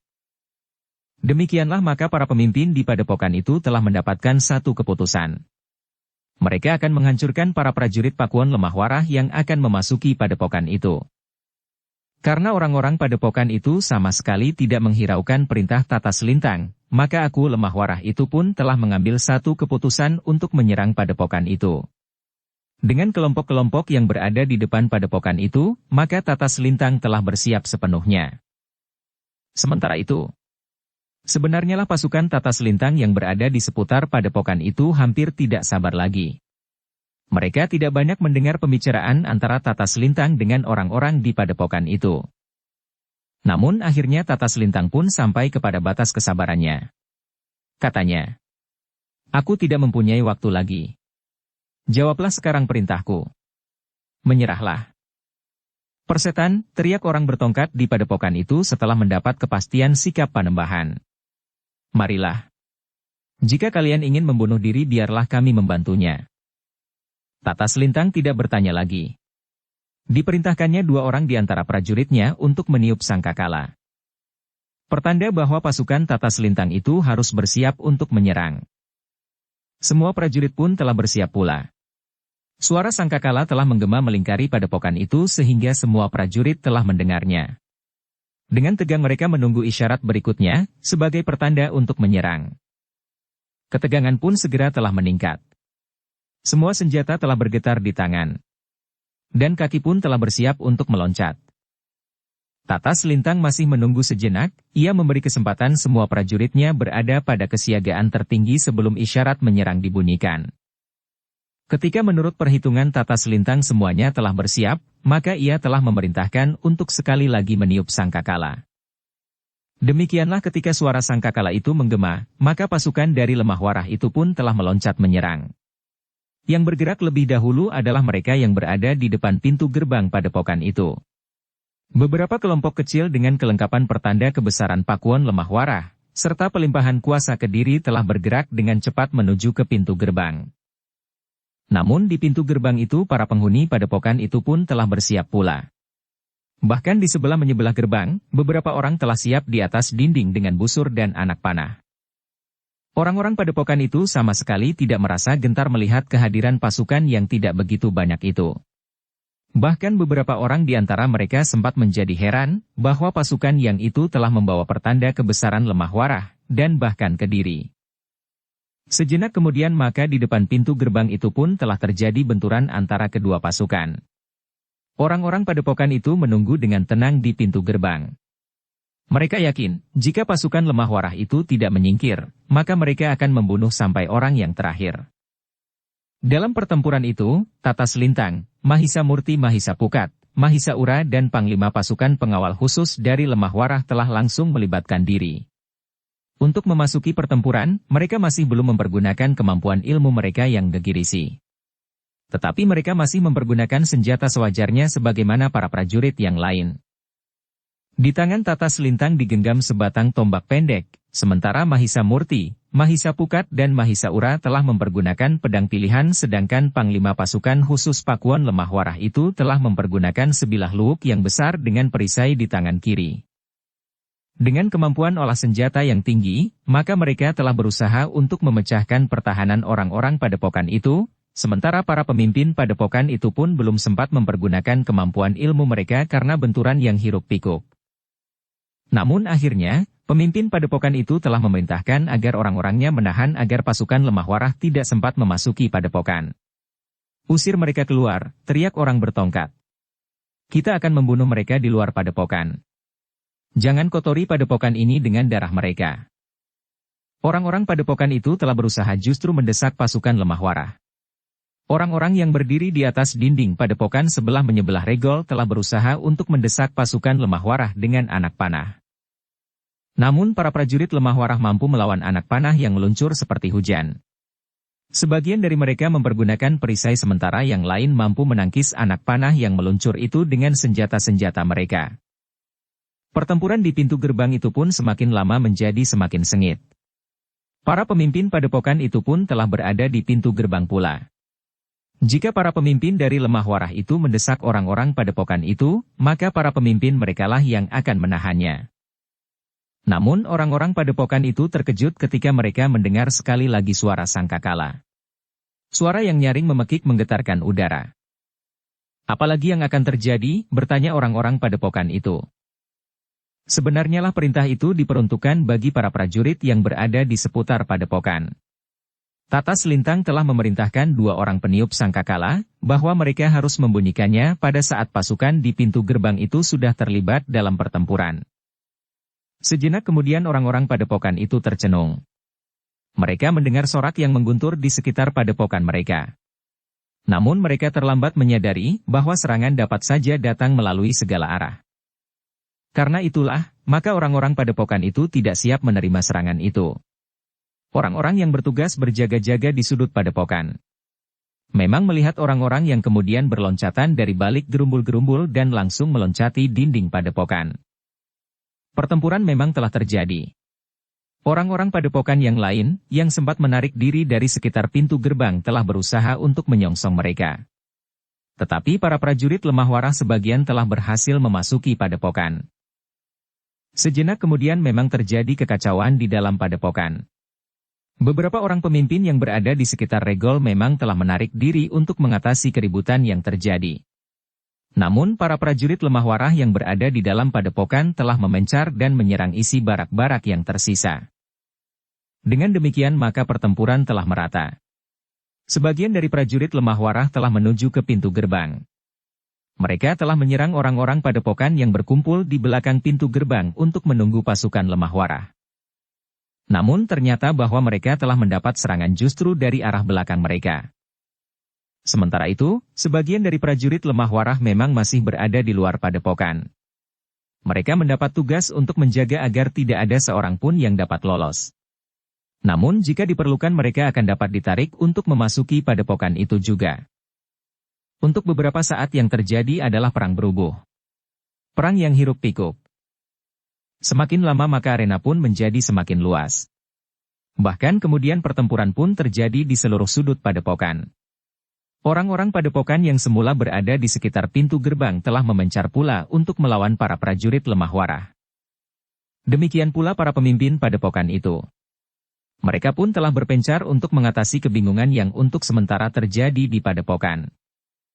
Namun dalam hiruk-pikuk itu, terdapat sebuah bangunan yang sepi. Tidak seorang pun mengerti, kenapa di sekitar dan di dalam rumah yang satu itu tidak terjadi pertempuran. Pasukan lembah warah yang bertempur di seluruh lingkungan padepokan, tanpa sadar telah menghindari rumah itu. Orang-orang padepokan itu sendiri, yang melawan para prajurit lemah warah dimanapun mereka bertemu, tidak pula berada di sekitar rumah itu, karena di tempat itu tidak terdapat prajurit lemah warah. Mereka bertempur di antara dinding-dinding barak dan di antara pepohonan di halaman dan kebun padepokan. Menyusup di antara gerumbul-gerumbul perdu dan rumpun bambu, berkejaran di antara lorong-lorong sempit. Sekelompok prajurit yang menghadapi sekelompok orang-orang padepokan itu telah bertempur dengan garangnya. Ternyata seperti yang telah diperhitungkan, bahwa orang-orang di padepokan itu memiliki kemampuan yang memadai. Mereka adalah murid-murid terpercaya dari beberapa perguruan yang telah berada di satu padepokan. Namun seperti perintah Tata Selintang, yang dibawa oleh Panglima Pasukan Pengawal Khusus itu pun prajurit-prajurit yang terpilih pula. Seandainya Tata Selintang tidak memanggil orang-orang terbaik dari lemah warah, maka keadaannya akan berbeda. Korban akan berjatuhan. Dan prajurit lemah warah pun akan merasa bahwa mereka tidak akan mampu mengimbangi lawan mereka. Tetapi para prajurit terpilih itu telah mendapat latihan khusus, sehingga tubuh dan jiwa mereka telah ditempa dengan laku yang berat. Ketika seorang prajurit yang tergeser dari kelompoknya menyuruk di antara rumpun bambu yang lebat, tiba-tiba saja di hadapannya telah berdiri seorang laki-laki yang berjambang lebat. Rambutnya yang keriting terurai di pundaknya. Seutas tali melilit di dahinya, sementara di lehernya bergantungan berbagai macam benda yang dianggapnya memiliki kekuatan yang akan dapat mempertebal tataran kemampuan dan ilmunya. Prajurit lemah warah itu memang menjadi berdebar-debar melihat wujud orang itu. Tetapi ketika ia di luar sadarnya melihat ujung pedangnya, maka hatinya mulai mapan, ia menyadari kedudukannya, ia adalah prajurit pilihan dari lemah warah. Sesaat keduanya saling berpandangan. Namun kemudian terdengar orang itu menggeram. Kau tidak mempunyai kesempatan untuk lari tikus kecil. Jantung prajurit itu memang berguncang mendengar kata-kata orang itu. Namun sekali lagi ia memandang ujung pedangnya yang runcing melampaui ujung duri landak. Kemudian terdengar suaranya dengan nada rendah. Kau mencoba untuk menyembunyikan rasa takutmu dengan ancaman-ancaman seperti itu? Orang itu mengerutkan keningnya. Hampir di luar sadarnya ia berdesis. Takut? Apa artinya takut, heh? Apalagi menghadapi tikus kecil seperti kau ini? Tetapi prajurit itu pun tertawa. Kau sadar bahwa kau berhadapan dengan prajurit pilihan dari Pakuan Lemah Warah. Itulah sebabnya kau harus berusaha untuk membesarkan hatimu sendiri. Gila, orang itu mengumpat. Bagaimana mungkin kau dapat berkata seperti itu? Apa artinya bagiku, prajurit pilihan dari Lemah Warah? Kenapa bukan aku itu sendiri yang datang ke hadapanku? Kita berada di arena pertempuran Kisanak, jawab prajurit itu sambil mengacukan ujung pedangnya yang runcing tajam. Jangan mengigau seperti itu. Orang berjambang itu mengangguk kecil. Senjatanya pun mulai terangkat. Sebuah bindi yang besar. Kau akan aku lumatkan sebelum kau sempat berteriak minta tolong kepada kawan-kawanmu, geram orang itu. Prajurit lemah warah itu tidak menjawab. Tetapi pedangnya pun mulai bergetar. Perlahan-lahan ujungnya telah bergeser mengarah ke dada orang berjambang itu. Namun tiba-tiba prajurit itu harus meloncat surut. Lawannya telah mulai menyerangnya dengan mengayunkan bindinya yang besar dan berat, namun yang nampaknya tidak lebih berat dari sepotong lidi saja di tangannya. Karena bindi itu tidak mengenai sasarannya, maka yang terdengar kemudian adalah suara gemersak batang-batang bambu yang berpatahan. Prajurit itu menjadi berdebar-debar. Kekuatan orang itu memang luar biasa. Namun ia tidak mau dianggap lebih lemah. Karena itu, maka ia pun telah mempergunakan kesempatan yang terbuka untuk menyerang lawannya justru pada saat bindi itu sedang terayun mematahkan pohon-pohon bambu. Orang berjambang itu memang tidak sempat menangkis serangan yang datang begitu cepatnya. Karena itu, maka ia pun telah meloncat pula surut. Yang terjadi juga mengejutkan. Ketajaman pedang itu ternyata telah sempat menebas putus beberapa batang pohon bambu. Keduanya pun kemudian telah berhadapan lagi dalam kesiagaan penuh. Namun keduanya telah melihat kelebihan masing-masing, sehingga karena itu, maka mereka pun menjadi semakin berhati-hati. Prajurit pilihan dari lemah warah itu menyadari bahwa bindi lawannya itu akan dapat mematahkan tulang-tulangnya jika ia tersentuh ayunannya. Sebaliknya orang berjambang itu sadar sepenuhnya bahwa goresan ujung pedang prajurit itu akan dapat mengoyak kulit dagingnya. Karena itu, ketika keduanya kemudian bertempur, maka keduanya menjadi semakin berhati-hati. Orang yang memegang bindi itu tidak lagi dapat sekedar mempercayakan diri kepada kekuatannya, karena kecepatan gerak prajurit itu ternyata sangat berbahaya baginya. Dengan demikian maka pertempuran antara keduanya pun menjadi semakin seru. Meskipun keduanya tidak lagi berloncatan dengan cepat dan selalu berusaha mengekang diri, namun ternyata bahwa keduanya telah mengguncang rumpun-rumpun bambu di sekitar mereka. Di bagian lain, sekelompok kecil orang-orang padepokan itu telah mencoba menjebak beberapa orang prajurit yang terperosok ke dalam kolam. Namun dengan cepat para prajurit itu berhasil membebaskan diri. Ketika orang-orang padepokan yang berusaha menjebaknya itu berloncatan menyerang, sebagian dari para prajurit itu telah berada di darat, sehingga mereka mampu untuk sementara melindungi kawan-kawannya yang berusaha naik pada dinding kolam yang licin. Namun dengan pertolongan senjata mereka, maka akhirnya mereka berhasil mencapai tanggul kolam itu dan dengan serta-merta telah terjun ke dalam pertempuran pula. Ternyata bahwa sekelompok orang-orang padepokan itu memiliki ilmu yang memadai. Dengan senjata mereka yang khusus berupa tongkat-tongkat panjang, mereka telah melawan beberapa orang prajurit yang bersenjata pedang dan tombak pendek. Ketika para prajurit yang yakin akan kemampuan diri itu berpencar, maka orang-orang bertongkat itu pun berpencar pula. Sehingga akhirnya, pertempuran itu pun telah menebar di arena yang luas. Di bagian lain, orang-orang padepokan itu yang tidak bersenjata tongkat, tetapi bersenjata parang-parang yang besar merasa bahwa mereka sempat menyergap beberapa orang prajurit lemah warah yang jumlahnya lebih sedikit. Mereka merasa bahwa dalam waktu singkat mereka akan sempat menghancurkan para prajurit itu. Namun para prajurit yang tersudut itu tidak membiarkan diri mereka menjadi umpan pembantaian orang-orang padepokan itu. Dengan segenap kemampuan mereka telah mempertahankan diri meskipun jumlah mereka lebih sedikit. Tetapi sejenak kemudian, maka keadaan pun cepat berubah. Sekelompok lain para prajurit lemah warah telah datang pula dan membantu kawan-kawannya yang terjebak itu. Keseimbangan pun segera berbalik. Orang-orang padepokan itulah yang telah terdesak. Namun mereka pun telah bertempur dengan segenap kemampuan mereka. Ternyata orang-orang padepokan itu yang tidak bersenjata tongkat pun memiliki kemampuan yang cukup tinggi. Sehingga dengan demikian maka pertempuran itu pun menjadi semakin seru. Demikianlah pertempuran telah tersebar di mana-mana di dalam padepokan itu. Orang-orang padepokan itu tidak menyangka bahwa pasukan lemah warah pun semakin lama terasa menjadi semakin banyak. Bahkan rasa-rasanya telah mengimbangi jumlah para penghuni padepokan yang terdiri dari beberapa perguruan itu. Namun orang-orang padepokan itu merasa diri mereka murid dari perguruan yang Linuih, yang jarang ada duanya di seluruh Kediri, bahkan Singasari. Karena itu, maka mereka pun merasa akan mampu mengatasi kedatangan para prajurit dari lemah warah. Tetapi kenyataan yang terjadi telah mendebarkan jantung orang-orang padepokan itu. Ternyata prajurit-prajurit lemah warah adalah benar-benar prajurit pilihan yang secara pribadi mampu mengimbangi orang-orang padepokan yang terdiri dari beberapa perguruan itu. Bahkan semakin lama tekanan para prajurit itu menjadi semakin berat, sehingga di beberapa bagian dari padepokan itu, mereka telah mulai terdesak. Namun para pemimpin dari padepokan itu selalu meneriakkan aba-aba, agar orang-orangnya tidak perlu gentar menghadapi para prajurit. Mereka memang memiliki kemampuan dalam pertempuran gelar. Tetapi sendiri-sendiri mereka tidak berarti apa-apa. Orang-orang padepokan itu mencoba untuk mempercayainya. Namun yang mereka jumpai adalah lain. Seorang-seorang para prajurit itu tetap merupakan orang yang sangat berbahaya bagi orang-orang padepokan itu. Sementara itu, para pemimpin dari kedua belah pihak masih belum terlibat langsung ke dalam pertempuran, apalagi di antara mereka. Kedua belah pihak masih berusaha untuk mengatur orang-orang mereka masing-masing sehingga tidak terjadi kesalahan yang dapat mengakibatkan kesulitan bagi pasukannya. Di beberapa tempat, pertempuran terjadi dalam bentuk yang berbeda. Orang berjambang lebat dan bersenjata bindi itu masih bertempur dengan seorang prajurit yang bersenjata pedang yang sangat tajam.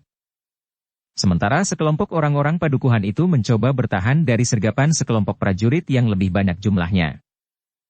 Di bagian lain seorang prajurit yang lengah telah terlempar karena sebatang tongkat yang mengenai tengkuknya. Namun di dekatnya seorang penghuni padepokan itu memekik tertahan ketika ujung pedang seorang prajurit mengoyak dadanya. Seorang yang bertubuh tinggi besar dan berdada bidang tiba-tiba saja sudah berdiri di hadapan Mahisa Pukat. Senjata orang itu yang berupa tongkat besi yang panjang terayun-ayun mengerikan. Dengan suara bergetar ia berkata, "Tundukkan kepalamu. Aku akan memecahkan kepalamu." Mahisa Pukat termangu-mangu. Yang berdiri di hadapannya adalah orang yang bertubuh raksasa. Tongkat besi yang besar dan panjang itu seolah-olah tidak berbobot di tangannya yang besar dan berbulu lebat. Beberapa saat lamanya Mahisa Pukat bagaikan membeku. Dipandanginya saja orang bertubuh tinggi besar itu. Namun agaknya orang itu benar-benar menjadi buas. "Cepat," teriak orang itu. "Aku masih berbaik hati untuk membunuhmu. Atau aku akan memperlakukan kau dengan cara yang khusus mengulitimu dan kemudian merendammu di air garam?" Mahisa Pukat masih belum menjawab, sehingga orang itu menjadi marah. "Apa kau bisu, hei?" Mahisa Pukat tetap terdiam. Karena itu, maka orang itu pun menjadi marah. Dengan serta-merta maka ia pun telah menyerang. Diayunkannya tongkat besinya yang besar dan berat itu ke arah leher Mahisa Pukat. Dengan sigapnya Mahisa Pukat merendahkan dirinya, ia masih mendengar orang bertubuh raksasa itu mengumpat. Namun umpatan itu tiba-tiba telah terdiam. Ternyata sambil menghindari ayunan tongkat besi yang besar dan panjang itu. Mahisa Pukat telah menjulurkan pedangnya, langsung mengenai dada orang itu dan menembus membelah jantung. Yang terdengar kemudian adalah tubuh yang besar itu roboh di tanah dan tidak bergerak sama sekali. Mahisa Pukat mengerutkan keningnya, ia sendiri merasa heran. Demikian cepatnya ia menyelesaikan raksasa yang berteriak-teriak itu. Namun yang ternyata lebih banyak mempergunakan mulutnya daripada otaknya. Dengan demikian Mahisa Pukat telah kehilangan lawannya. Ia pun segera bergeser menuju ke arena yang hiruk-pikuk. Pertempuran antara kelompok-kelompok pasukan yang ada di padepokan itu. Mahisa Murti telah terdampar ke sudut yang lain. Dua orang telah menyergapnya dengan senjata yang mengerikan. Seorang membawa canggah bertangkai panjang, yang lain membawa tombak berkait. Senjata yang tidak banyak dipergunakan. Ketika kedua orang itu menyerangnya dengan garang, Mahisa Murti sempat bertanya, "Dari mana kau dapat senjata seperti itu, hei?" "Persetan," geram orang yang membawa canggah bertangkai panjang. "Apakah kalian mendapatkannya dari orang-orang asing yang pernah datang ke pesisir dan mudik di Bengawan?" bertanya Mahisa Murti. "Apa pedulimu?" geram orang yang bersenjata tombak berkait. Mahisa Murti tidak bertanya lebih jauh. Ia harus berloncatan menghindari serangan kedua orang yang bersenjata bertangkai panjang itu. Canggah yang dipergunakan oleh lawannya adalah canggah yang tajam di bagian dalamnya. Sementara tombak berkait itu tajam di segala sisinya. Namun Mahisa Murti memiliki kemampuan yang tinggi dalam ilmu pedang, sehingga ia mampu mengimbangi kedua senjata lawannya yang bertangkai panjang itu. Namun dalam pada itu, 3 orang prajurit telah bertempur dengan seorang yang bersenjata tongkat yang di pangkalnya terdapat batu yang berwarna kehijauan. Tiga orang prajurit yang bersenjata pedang itu sama sekali tidak mampu menahan ayunan tongkat yang berkepala batu itu. Sekali-sekali batu itu bagaikan bercahaya menyilaukan. Namun tiba-tiba saja batu itu telah menyambar kepalanya. Seorang di antara ketiga prajurit itu telah mengalami nasib yang buruk. Ketika pangkal tongkat itu terayun ke arah kepalanya, matanya yang silau masih belum sempat melihat dengan jelas apa yang sedang dihadapinya. Namun yang terdengar kemudian adalah benturan yang keras dan pekik tertahan. Prajurit itu terlempar beberapa langkah dan mati di tempatnya terbaring. Kedua orang kawannya menggeram. Namun orang bertongkat itu memang orang yang memiliki ilmu yang tinggi. Di bagian lain pertempuran menjadi semakin sengit. Kedua belah pihak masih belum sempat mencari orang-orang terpenting dari kedua belah pihak. Mereka masih melawan siapa saja yang bertemu di medan. Jika sekiranya lawannya memiliki ilmu yang tinggi, maka setiap kelompok berusaha untuk melawan berpasangan atau lebih. Ketika pertempuran mulai merata, maka para pemimpin dari kedua belah pihak pun mulai memperhatikan keseluruhan arena. Mereka mulai mengamati kemungkinan-kemungkinan yang pantas untuk memilih lawan. Mahisaura yang sedang bertempur melawan dua orang penghuni padepokan itu pun mulai menjadi sasaran pengamatan para pemimpin padepokan itu. Namun Mahisaura memang memiliki kemampuan ilmu pedang yang memadai. Pedangnya berputaran dengan cepatnya bagaikan baling-baling. Bahkan kemudian semakin cepat mengitari dirinya, seolah-olah bagaikan gumpalan asap yang menyelubungi tubuhnya yang bergeser-geser dengan cepatnya. Seorang yang bertubuh tinggi agak kekurus-kurusan memandanginya dengan kening yang berkerut. Dengan suara yang datar ia berkata kepada seorang kawannya. Orang itu agaknya memiliki kelebihan dari prajurit-prajurit yang lain, meskipun ia tidak mengenakan pakaian prajurit. Ia salah seorang dari 4 orang yang tinggal bersama-sama di Pategalan itu. Seorang di antaranya ternyata adalah Aku Lemah Warah, jawab kawannya. Aku akan mencoba menghadapinya, desis orang bertubuh tinggi itu. Aku adalah murid terpercaya dari perguruanku. Akulah wakil guru jika guru tidak ada. Tetapi berhati-hatilah, desis kawannya. Orang bertubuh tinggi agak kekurus-kurusan itu pun kemudian melangkah mendekati Mahisaura. Ia sadar bahwa orang itu adalah salah seorang dari 3 orang yang berada bersama-sama dengan Tata Selintang yang sebenarnya adalah Aku Lemah Warah, yang oleh kawannya yang lain disebut, sebelum orang itu berada bersama Tata Selintang, ia telah berada di beberapa banjar padukuhan untuk memperdagangkan wesi aji dan batu-batu bertuah. Namun orang itu pun sadar bahwa yang dilakukannya tentu hanya sekedar cara untuk melakukan tugas yang terselubung. Mungkin bersangkutan dengan batu yang berwarna kehijauan itu, tetapi mungkin juga berhubungan dengan keberadaan orang-orang dari beberapa perguruan di padepokan itu. Tetapi orang yang bertubuh tinggi agak kekurus-kurusan itu pun kemudian berkata kepada diri sendiri. Aku membawa bekal yang cukup. Aku akan menyelesaikannya dengan baik sebagaimana tugas-tugasku yang lain. Sejenak kemudian, maka orang yang bertubuh tinggi kekurus-kurusan itu pun dengan langkah tetap mendekati Mahisaura. Langkahnya tertegun ketika ia melihat seorang lawan Mahisaura itu terlempar jatuh. Sekali ia berguling sambil mengaduh. Senjatanya telah terlepas dari tangannya dan terhempas beberapa langkah daripadanya. Dengan demikian yang seorang lagi menjadi ragu-ragu. Meskipun orang itu tidak melarikan diri, tetapi ia masih berusaha untuk tetap mengambil jarak. Namun selagi orang itu masih ragu-ragu, orang yang bertubuh tinggi kekurus-kurusan itu pun telah mendekatinya sambil berkata, "Minggir. Biarlah orang itu aku selesaikan." Orang yang kehilangan kawannya itu termangu-mangu.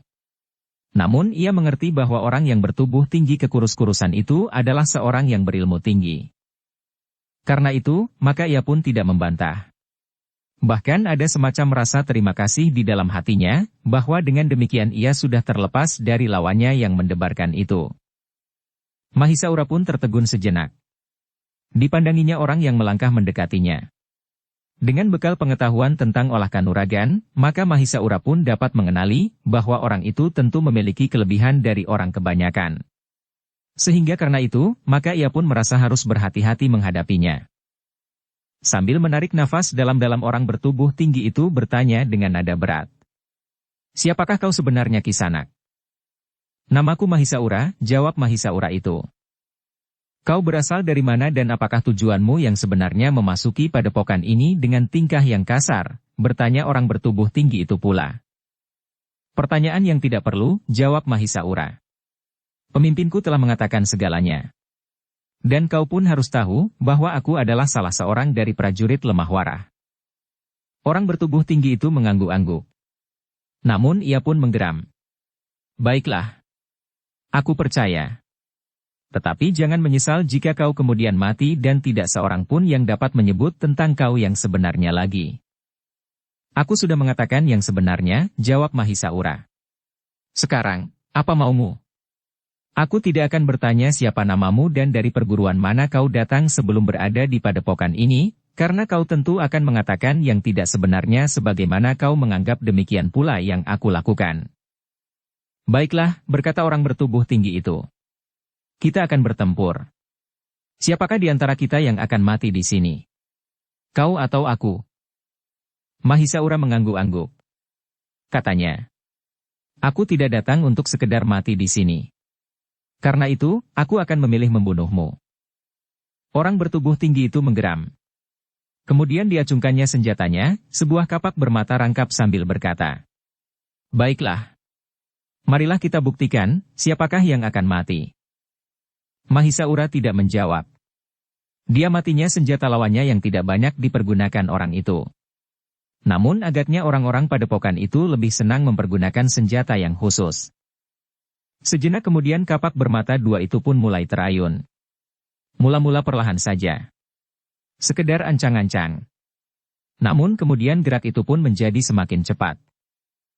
Tetapi Mahisaura memegang pedang di tangannya. Sebelum ia yakin bahwa ia mengalami kesulitan dengan pedangnya dan karena watak senjata lawannya, maka ia menjadi terdesak, maka ia akan bertempur dengan bekal ilmu pedangnya yang memang tinggi. Sebelum ia mendapat tuntunan dari tata selintang yang sebenarnya adalah aku lemah warah itu, maka Mahisaura memang mempercayakan kemampuannya pada ilmunya dan kepada senjata yang ada padanya. Pisau belati panjang atau sebilah pedang. Dalam pada itu, ternyata kapak lawannya itu pun mulai berdesing di telinganya. Ke arah manapun kapak itu terayun, maka rasa-rasanya tajamnya siap untuk membelah kulit daging, justru karena kapak itu bermata rangkap.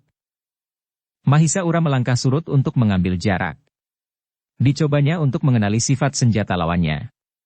Sehingga dengan demikian maka ia pun telah mengambil sikap, bagaimana ia harus melawan senjata yang menggetarkan jantung itu. Sebenarnya lah bahwa Mahisaura memiliki ilmu pedang yang tinggi. Meskipun kapak lawannya berdesing dan menyambar ke segenap arah, namun orang bertubuh tinggi itu harus meloncat surut ketika ujung pedang Mahisaura hampir saja menyentuh hidungnya. Gila, geram orang bertubuh tinggi itu. Kepada kawan-kawanmu, geram orang itu. Mahisaura tidak menyia-nyiakan kesempatan itu. Ia pun meloncat memburu sambil mengacukan pedangnya. Namun lawannya telah sempat memperbaiki kedudukannya. Karena itu, ia tidak lagi meloncat menjauh, tetapi ia bergeser menyamping sambil memukul pedang Mahisaura. Mahisaura yang tidak mengenai sasarannya itu pun menggeram. Namun lawannya pun tidak dapat mengenai pedangnya, karena dengan cepat Mahisaura telah menarik serangannya. Demikianlah, keduanya pun kemudian telah terlibat dalam pertempuran yang seru. Keduanya memiliki kemampuan yang tinggi serta menguasai senjata mereka masing-masing. Dengan demikian, maka kedua jenis senjata yang berbeda itu telah saling menyambar, berputar dan mematuk dengan dahsyatnya. Sementara itu, Mahisamurti yang juga bersenjata pedang masih juga bertempur melawan dua orang yang bersenjata bertangkai panjang. Namun Mahisamurti yang mampu bergerak sangat cepat itu pun berusaha untuk bertempur pada jarak yang dekat, sehingga justru pedangnya mempunyai keuntungan yang lebih besar dari senjata yang bertangkai panjang. Dengan cepat dan tangkas Mahisamurti seakan-akan selalu melekat pada salah seorang lawannya. Ia mampu mempengaruhi keadaan sehingga seakan-akan lawannya yang seorang justru telah melindunginya dari lawannya yang seorang lagi. Karena itu, maka kedua orang lawannya itu pun kadang-kadang telah mengalami kesulitan. Bahkan seorang di antaranya telah mengumpat. Namun Mahisamurti yang memiliki kecepatan gerak melampaui orang kebanyakan itu, masih mampu berloncatan dan berusaha bertempur pada jarak yang pendek melawan salah seorang dari keduanya. Kedua orang itu pun terdengar beberapa kali mengumpat. Namun pertempuran itu justru semakin lama menjadi semakin seru. Orang yang bersenjata bertangkai panjang itu berusaha untuk dapat mengambil jarak agar mata senjata mereka yang tajam itu dapat mengoyak tubuh lawannya. Tetapi ternyata mereka tidak mudah melakukannya.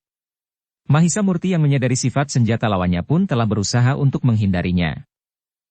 Bahkan ternyata semakin lama pedang yang jauh lebih pendek dari senjata kedua orang lawannya itu telah mampu membuat keduanya semakin bingung. Mereka justru merasa tangkai senjata mereka yang panjang itu telah mengganggu. Sebenarnya lah Mahisa Murti memiliki tingkat ilmu yang lebih tinggi dari kedua orang lawannya. Semakin lama kedua orang itu pun menjadi semakin bingung dan kehilangan kesempatan. Agaknya justru karena senjata panjang itu bermata tajam, kedua orang itu cenderung untuk mengenai lawannya dengan mata senjata mereka. Sehingga dengan demikian mereka kurang memanfaatkan pangkal senjata mereka atau mempergunakannya sebagai tongkat panjang dari orang-orang bertongkat yang juga berada di padepokan itu. Orang-orang bertongkat itu tidak sekedar mematuk dengan ujung tongkatnya, tetapi mereka juga memukul dengan ayunan dan menyerang dengan pangkal tongkatnya. Sifat yang berbeda itu agaknya dipahami oleh Mahisa Murti, sehingga ia mampu mengatur cara untuk melawannya. Ketika ia terlibat dalam pertempuran berjarak sepanjang ujung pedangnya, maka ia telah berkisar dengan cepat dan bertempur di arah yang berlawanan dari lawannya yang seorang. Ia selalu berusaha untuk bergeser melingkar, jika lawannya melingkar pula. Ternyata kecepatan gerak Mahisa Murti mampu memaksakan kedudukan sebagaimana diinginkan. Dengan demikian maka lawannya kadang-kadang memang berada dalam keadaan yang sulit. Tetapi lawan-lawannya pun adalah orang-orang yang berpengalaman pula. Karena itu, dalam kedudukan yang serba sulit itu, maka orang bersenjata bertangkai panjang itu telah mengambil langkah-langkah yang dianggapnya akan dapat mengatasi cara yang ditempuh oleh Mahisa Murti. Mereka pun telah bertempur sambil berloncatan dengan jarak panjang. Dengan demikian, maka mereka kadang-kadang memang mempunyai kesempatan untuk mengambil jarak dan dengan gerak mematuk dengan ujung senjata mereka yang mengerikan. Namun Mahisa Murti cukup tangkas untuk mengelak dan menangkis dengan cepatnya. Bahkan kemudian seolah-olah ia selalu berhasil menyusup di antara ayunan senjata bertangkai panjang itu dengan mengacukan ujung pedangnya mengarah ke dada. Keringat telah membasahi seluruh tubuh mereka yang bertempur. Kedua orang bersenjata panjang itu pun bagaikan telah menyelam dengan seluruh pakaiannya di dalam air. Namun demikian, keadaan mereka justru semakin lama menjadi semakin sulit. Ujung pedang Mahisa Murti serasa menjadi semakin dekat dengan kulit mereka, sehingga pada suatu saat, salah seorang dari kedua orang yang bersenjata panjang itu telah berdesah menahan sakit dan kemarahan yang bagaikan meledakkan dadanya. Adalah sangat menyakitkan hati, bahwa anak muda yang bersenjata pedang itu tiba-tiba saja telah berhasil melukai salah seorang dari lawannya. Ketika lawannya itu justru telah menyerangnya dengan senjatanya yang terjulur lurus ke arah lehernya, maka Mahisa Murti itu telah merendahkan dirinya tanpa bergeser dari tempatnya.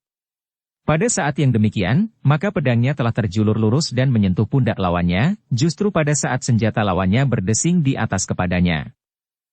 Dengan cepat orang yang terluka itu meloncat surut. Mahisa Murti yang berusaha memburunya, harus mengalihkan perhatiannya kepada lawannya yang seorang, yang telah menyerangnya pula. Mahisa Murti harus meloncat ke samping.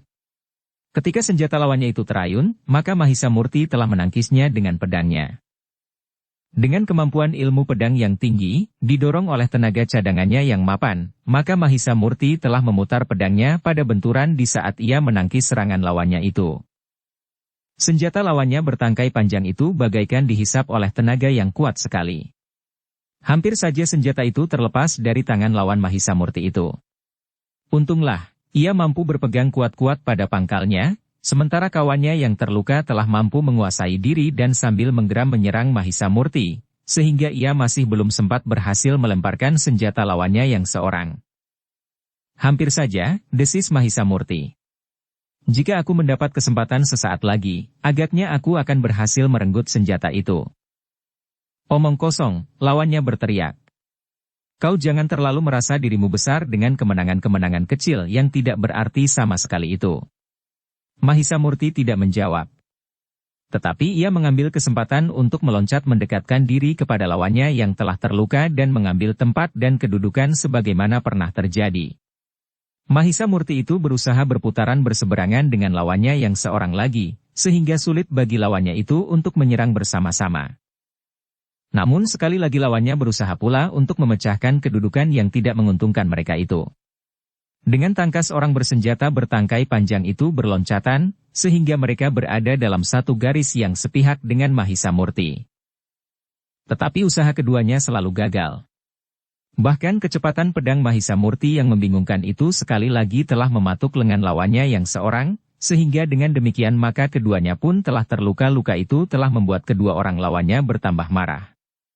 Dengan demikian maka pertempuran pun menjadi semakin cepat. Keduanya berusaha untuk dengan cepat menghancurkan anak muda itu. Namun yang terjadi justru sebaliknya. Kemarahan yang menghentak-hentak itu justru telah membuat pikiran keduanya menjadi kabur. Keduanya lebih banyak menuruti perasaannya yang marah saja, sehingga perhitungan mereka pun menjadi tidak mapan lagi. Itulah sebabnya, maka yang terjadi kemudian sangat mengejutkan. Ujung pedang Mahisa Murti telah sekali lagi mengoyak lawannya justru di lambung. "Gila," teriak orang itu. Tetapi luka di lambung itu ternyata lebih parah dari lukanya yang terdahulu. Meskipun tidak terlalu dalam, namun darah telah mengalir dengan derasnya. Perasaan pedih terasa menyengat sampai ke tulang. Dengan demikian maka perlawanannya menjadi jauh susut. Karena itulah, maka kawannya yang seorang harus bertempur tanpa bersandar pada bantuan kawannya. Dengan segenap tenaga ia berusaha untuk melindungi dirinya sendiri dari ujung pedang lawannya yang kadang-kadang membingungkan. Namun orang itu tidak mampu lari dari kejaran ujung pedang itu. Betapa dahsyatnya senjatanya, namun Mahisa Murti pun telah mendesaknya sehingga orang itu selalu berusaha mengambil jarak dengan berloncatan surut. Tetapi usahanya tidak selalu berhasil. Ujung pedang itu telah menyentuhnya pula sehingga luka pun telah tergores di dadanya. Tetapi luka itu hanyalah luka kecil meskipun panjang. Karena itu orang padepokan itu pun masih berusaha untuk bertempur terus. Namun kawannya yang terkoyak lambungnya, ternyata sudah tidak mampu lagi berbuat banyak. Bahkan kemudian ia pun telah terduduk dengan lemahnya bersandar sebatang pohon. Namun ketika Mahisa Murti sudah siap mengakhiri pertempuran, ternyata Mahisa Murti dikejutkan oleh kehadiran seorang yang bertubuh tegap berjambang dan berjanggut panjang yang langsung menyambar Mahisa Murti dengan senjatanya yang juga bertangkai panjang. Bukan canggah dan tombak berkait, tetapi sebuah trisula berujung 3. Mahisa Murtilah yang kemudian harus berloncatan mundur. Ayunan senjata itu terasa agak berbeda dengan kedua senjata yang terdahulu. Karena itu, maka menurut penilaian Mahisa Murti, orang itu tentu memiliki ilmu melampaui kawan-kawannya. Karena itu, justru pada saat yang gawat itu, Mahisa Murti masih sempat membuat perhitungan. Dengan satu gerakan yang sulit diikuti dengan mata telanjang, maka ia pun telah meloncat menyerang lawannya yang telah dilukainya. Memukul senjatanya sehingga pertahanan lawannya itu terbuka. Sebelum ia menyadari apa yang terjadi, justru karena kehadiran kawannya yang dianggapnya memiliki ilmu yang lebih tinggi itu, maka senjatanya bagaikan disibakkan.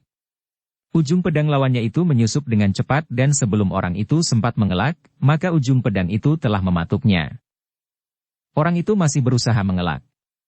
Namun ia tidak berhasil menghindari ujung pedang itu sepenuhnya. Meskipun ujung pedang itu tidak menghunjam ke dadanya, tetapi ujung pedang itu telah menembus pundaknya. Orang itu sempat berteriak dan mengumpat kasar. Namun Mahisa Murti telah memperhitungkan segala sesuatunya. Tetap seperti yang diduganya, maka pada saat itu, serangan lawannya yang baru itu telah menyambarnya. Untunglah bahwa Mahisa Murti telah siap menghadapinya. Ujung trisula bertangkai panjang itu memang hampir saja menyambar punggungnya. Untunglah bahwa Mahisa Murti sempat justru menjatuhkan irinya menelungkup. Namun demikian ujung trisula itu berdesing, maka ia pun telah siap melenting berdiri tegak. Dengan demikian kedua orang itu telah berhadapan lagi dengan senjata siap di tangan. Namun dalam pada itu, orang yang telah dilukainya di pundaknya itu telah kehilangan tenaganya. Tangannya bagaikan menjadi lumpuh sementara darah mengalir dengan derasnya dari lukanya itu. Karena itu, maka ia tidak lagi mampu untuk membantu pertempuran yang kemudian terjadi antara Mahisa Murti dengan orang bersenjata trisula itu.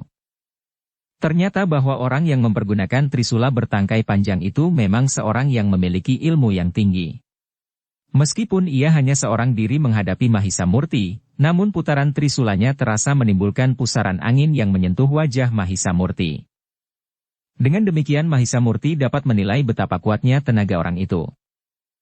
Karena itu, maka Mahisa Murti harus berhati-hati. Agaknya orang itu bukan saja orang yang bertenaga sangat besar. Namun agaknya orang bertrisula itu memang seorang yang berilmu tinggi. Keduanya pun kemudian bertempur semakin sengit.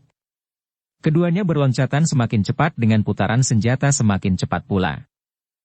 Sementara itu, Mahisa Pukat ternyata telah kehilangan lawannya pula, sehingga untuk sementara ia telah melibatkan diri dalam benturan antara dua kelompok prajurit dan penghuni padepokan itu. Kehadirannya ternyata telah banyak mempengaruhi keadaan, sehingga kelompok dari padepokan itu pun telah terdesak. Di bagian lain, Tatas Lintang masih berdiri tegak mengamati seluruh medan. Sekali-sekali ia memang terlibat langsung dalam pertempuran, namun kemudian ia telah membebaskan diri untuk dapat bergeser ke tempat lain. Dalam pada itu, Tatas Lintang menyadari bahwa ada beberapa orang yang memiliki ilmu yang tinggi. Karena itu, ia harus berhati-hati. Karena ia orang tertua di antara pihak pasukan Lemah Warah, maka ia harus berusaha untuk dapat berhadapan dengan orang yang memiliki ilmu tertinggi di padepokan itu. Namun agaknya ia belum menemukannya. Karena itu, maka ia masih selalu melepaskan lawannya yang lain dan kemudian bergeser dari medan yang satu ke medan yang lain antar kelompok-kelompok. Di regol padepokan para pemimpin padepokan itu nampaknya sudah berkumpul.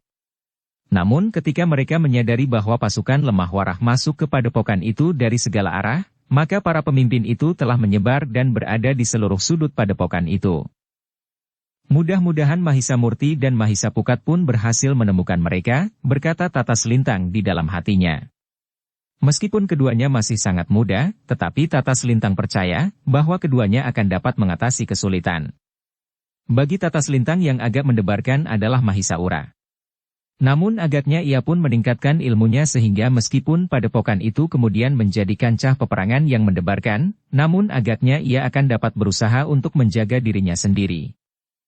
Untuk beberapa saat Tatas Lintang masih menyusuri arena yang sibuk. Sekali-sekali ia pun harus mengelakkan serangan.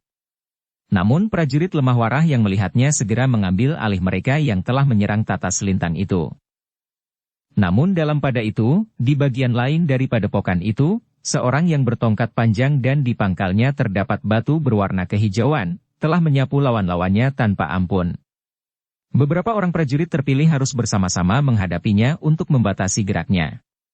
Namun tidak seorang pun di antara para prajurit yang mampu menahannya untuk tidak berkeliaran. Di bagian lain, seorang yang memiliki kemampuan untuk mempengaruhi dan bahkan menyusup ke dalam diri seseorang serta merampas pribadinya, tidak dapat terlalu banyak memanfaatkan ilmunya.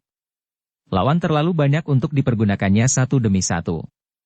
Bahkan seandainya ia ingin mengurangi jumlah lawannya dengan cara itu, maka ia memerlukan waktu yang terlalu lama. Karena itu, maka ia merasa dapat mempergunakan cara lain yang lebih baik. Dengan langsung turun ke medan maka ia akan dapat membunuh lawan-lawannya dengan lebih cepat dan langsung.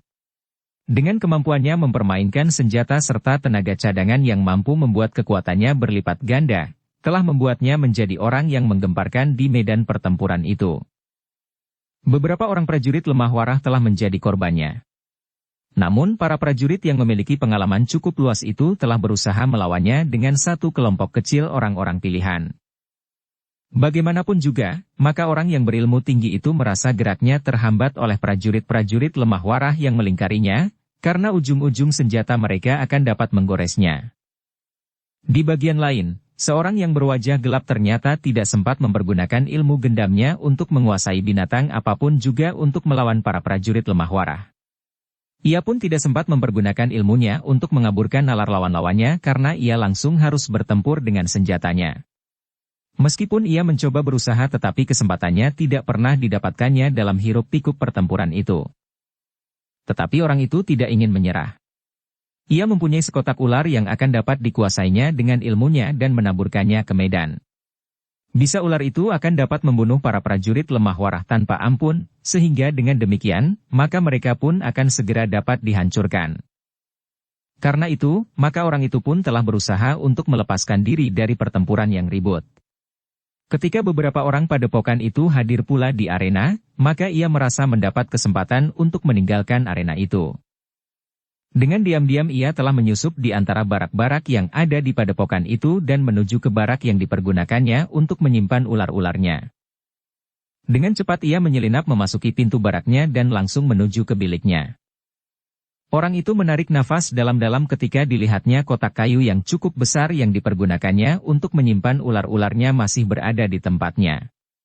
Dengan serta-merta ia pun telah meloncat mendekat dan kemudian duduk di depan peti yang penuh berisi ular itu.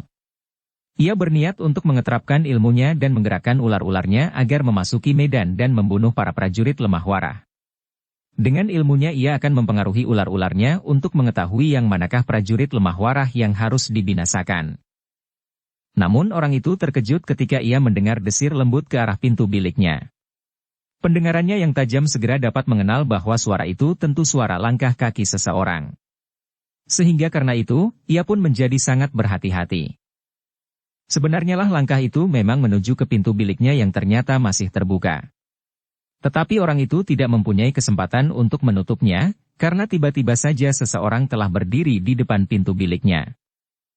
Orang itu menjadi tegang, sementara orang yang berdiri di depan pintu itu pun bersiap pula menghadapi segala kemungkinan. Setan, geram orang itu yang melihat salah seorang dari 3 orang yang disebut kemanakan Tata Selintang telah mengikutinya. "Kenapa kau bersembunyi?" bertanya Mahisa Pukat yang melihat orang itu menyelinap dan kemudian ia memang mengikutinya. Orang itu termenung sejenak. Namun perlahan-lahan ia telah membuka tutup kotaknya. Tanpa dilihat oleh Mahisa Pukat tangannya telah meraih seekor ular dari kotak itu. "Kenapa kau bersembunyi?" Sekali lagi Mahisa Pukat bertanya.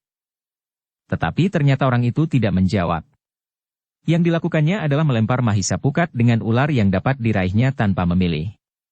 Ternyata ular itu adalah ular bandotan yang meskipun tidak begitu besar, tetapi patukannya akan dapat membunuh seseorang dalam waktu pendek. Mahisa Pukat memang terkejut. Secara naluriah ia telah bersiap untuk menghindar.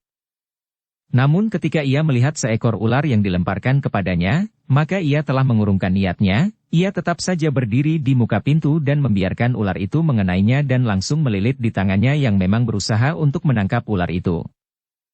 Ular itu memang telah mematuknya dan membelitnya dengan kuat. Untuk sesaat Mahisa Pukat tidak bergerak. Namun kemudian tangannya yang lain telah mengurai ular itu, memijit kepalanya sehingga gigitannya terlepas. Kemudian dengan sekuat tenaga ular itu dibantingnya ke tanah sehingga mati seketika. Orang yang melemparkan ular itu menarik nafas dalam-dalam ketika ia melihat ularnya telah menggigit orang yang berdiri di muka pintu itu. Namun ternyata orang yang berdiri di muka pintu itu sama sekali tidak mengalami akibat dari gigitan ularnya. Bahkan Mahisa Pukat itu telah melangkah perlahan-lahan mendekatinya. "Gila," geram orang itu. Ia pun kemudian menyadari bahwa Tata Selintang dan ketiga orang yang diakunya sebagai kemanakannya itu sama sekali tidak dapat terpengaruh oleh racun dan bisa. Beberapa kali hal itu telah terjadi dan dialami oleh para penghuni padepokan itu dan mereka pun telah pernah saling membicarakannya. Karena itu, maka orang itu tidak akan dapat mempergunakan ular-ularnya untuk melawan orang itu. Ia pun belum sempat pula mempengaruhi ular-ular itu dengan ilmunya agar ular-ular itu menyerang para prajurit lemah warah. Dengan demikian, maka ia tidak dapat berbuat lain kecuali menghadapi Mahisa Pukat tanpa mempergunakan ular-ularnya itu dan karena itu. Maka ia telah menutup kotaknya baik-baik dan berkata kepada diri sendiri. "Aku harus menghancurkannya dengan cepat, agar aku sempat mempergunakan ular-ular itu. Jika aku terlambat, maka keadaan akan menjadi semakin sulit bagi orang-orang di padepokan ini." Karena itu ketika Mahisa Pukat melangkah mendekatinya, maka orang itu pun telah melangkah pula maju. "Kisanak," berkata orang itu. "Aku tahu siapa kau dan aku tahu untuk apa kau mengikuti aku. Karena itu, marilah, kita akan keluar dari ruang sempit ini. Kita akan mengukur kemampuan kita tanpa terganggu oleh isi bilik ini." Mahisa Pukat termangu-mangu. Namun ia pun kemudian berkata, "Baiklah. Marilah kita keluar." Orang itu tertawa. Katanya, "Kau terlalu berhati-hati dan berprasangka. Jangan menduga buruk terhadap seseorang. Kau kira aku telah menjebakmu dan akan menyerangmu dari belakang pada saat kau keluar dari bilik ini." Mahisa Pukat termangu-mangu sejenak. Namun kemudian ia menjawab, "Satu hal yang mungkin sekali terjadi. Baru saja kau menyerangku dengan curang. Tanpa peringatan apapun juga kau telah melemparkan seekor ular untuk menyerangku. Kau kira serangan yang demikian tidak sama nilainya dengan menyerang punggung?" Orang itu menarik nafas dalam-dalam. Katanya. Baiklah. Marilah kita keluar. Orang itulah yang kemudian berjalan ke arah pintu dan mendahului Mahisapukat keluar dari bilik itu dan seterusnya keluar dari barak itu pula. Di halaman orang itu berhenti langsung bersiap menghadapi Mahisapukat yang telah keluar dari barak itu pula. Mahisapukat terkejut melihat sikap orang itu. Kesiagaan orang itu agak mencurigakan. Orang itu tidak berdiri tegak dengan tangan yang siap mengayunkan senjata, atau memiringkan tubuhnya sedikit pada kaki yang agak merendah, atau cara-cara lain, tetapi orang itu justru berdiri dengan tangan bersilang di dada. Sementara itu, terasa angin yang bagaikan berhembus ke arah wajah Mahisapukat. Perlahan-lahan. Namun terasa satu pengaruh yang mulai mencengkam. Gila, geram Mahisapukat. Ia mulai menyadari apa yang sedang dilakukan oleh orang itu. Agaknya orang itu telah mengeterapkan ilmu gendamnya. Tidak untuk mempengaruhi seekor atau 2 ekor harimau atau beberapa ekor orang hutan atau ular berbisa, tetapi orang itu mencoba mengeterapkan ilmunya pada dirinya. Mahisapukat benar-benar tersinggung. Ia pernah melihat salah seorang yang tidak dikenal yang menurut dugaannya adalah orang dari padepokan itu pula, telah mampu menggetarkan udara dan bagaikan angin pusaran menyusup ke dalam tubuh Mahisaura yang kepribadiannya paling lemah di antara mereka berempat, kemudian mempergunakan tubuh Mahisaura untuk bertempur melawannya bertiga. Namun kini ternyata lawannya itu telah mempersamakannya dengan derajat seekor binatang untuk dapat dipengaruhi dengan ilmu gendamnya.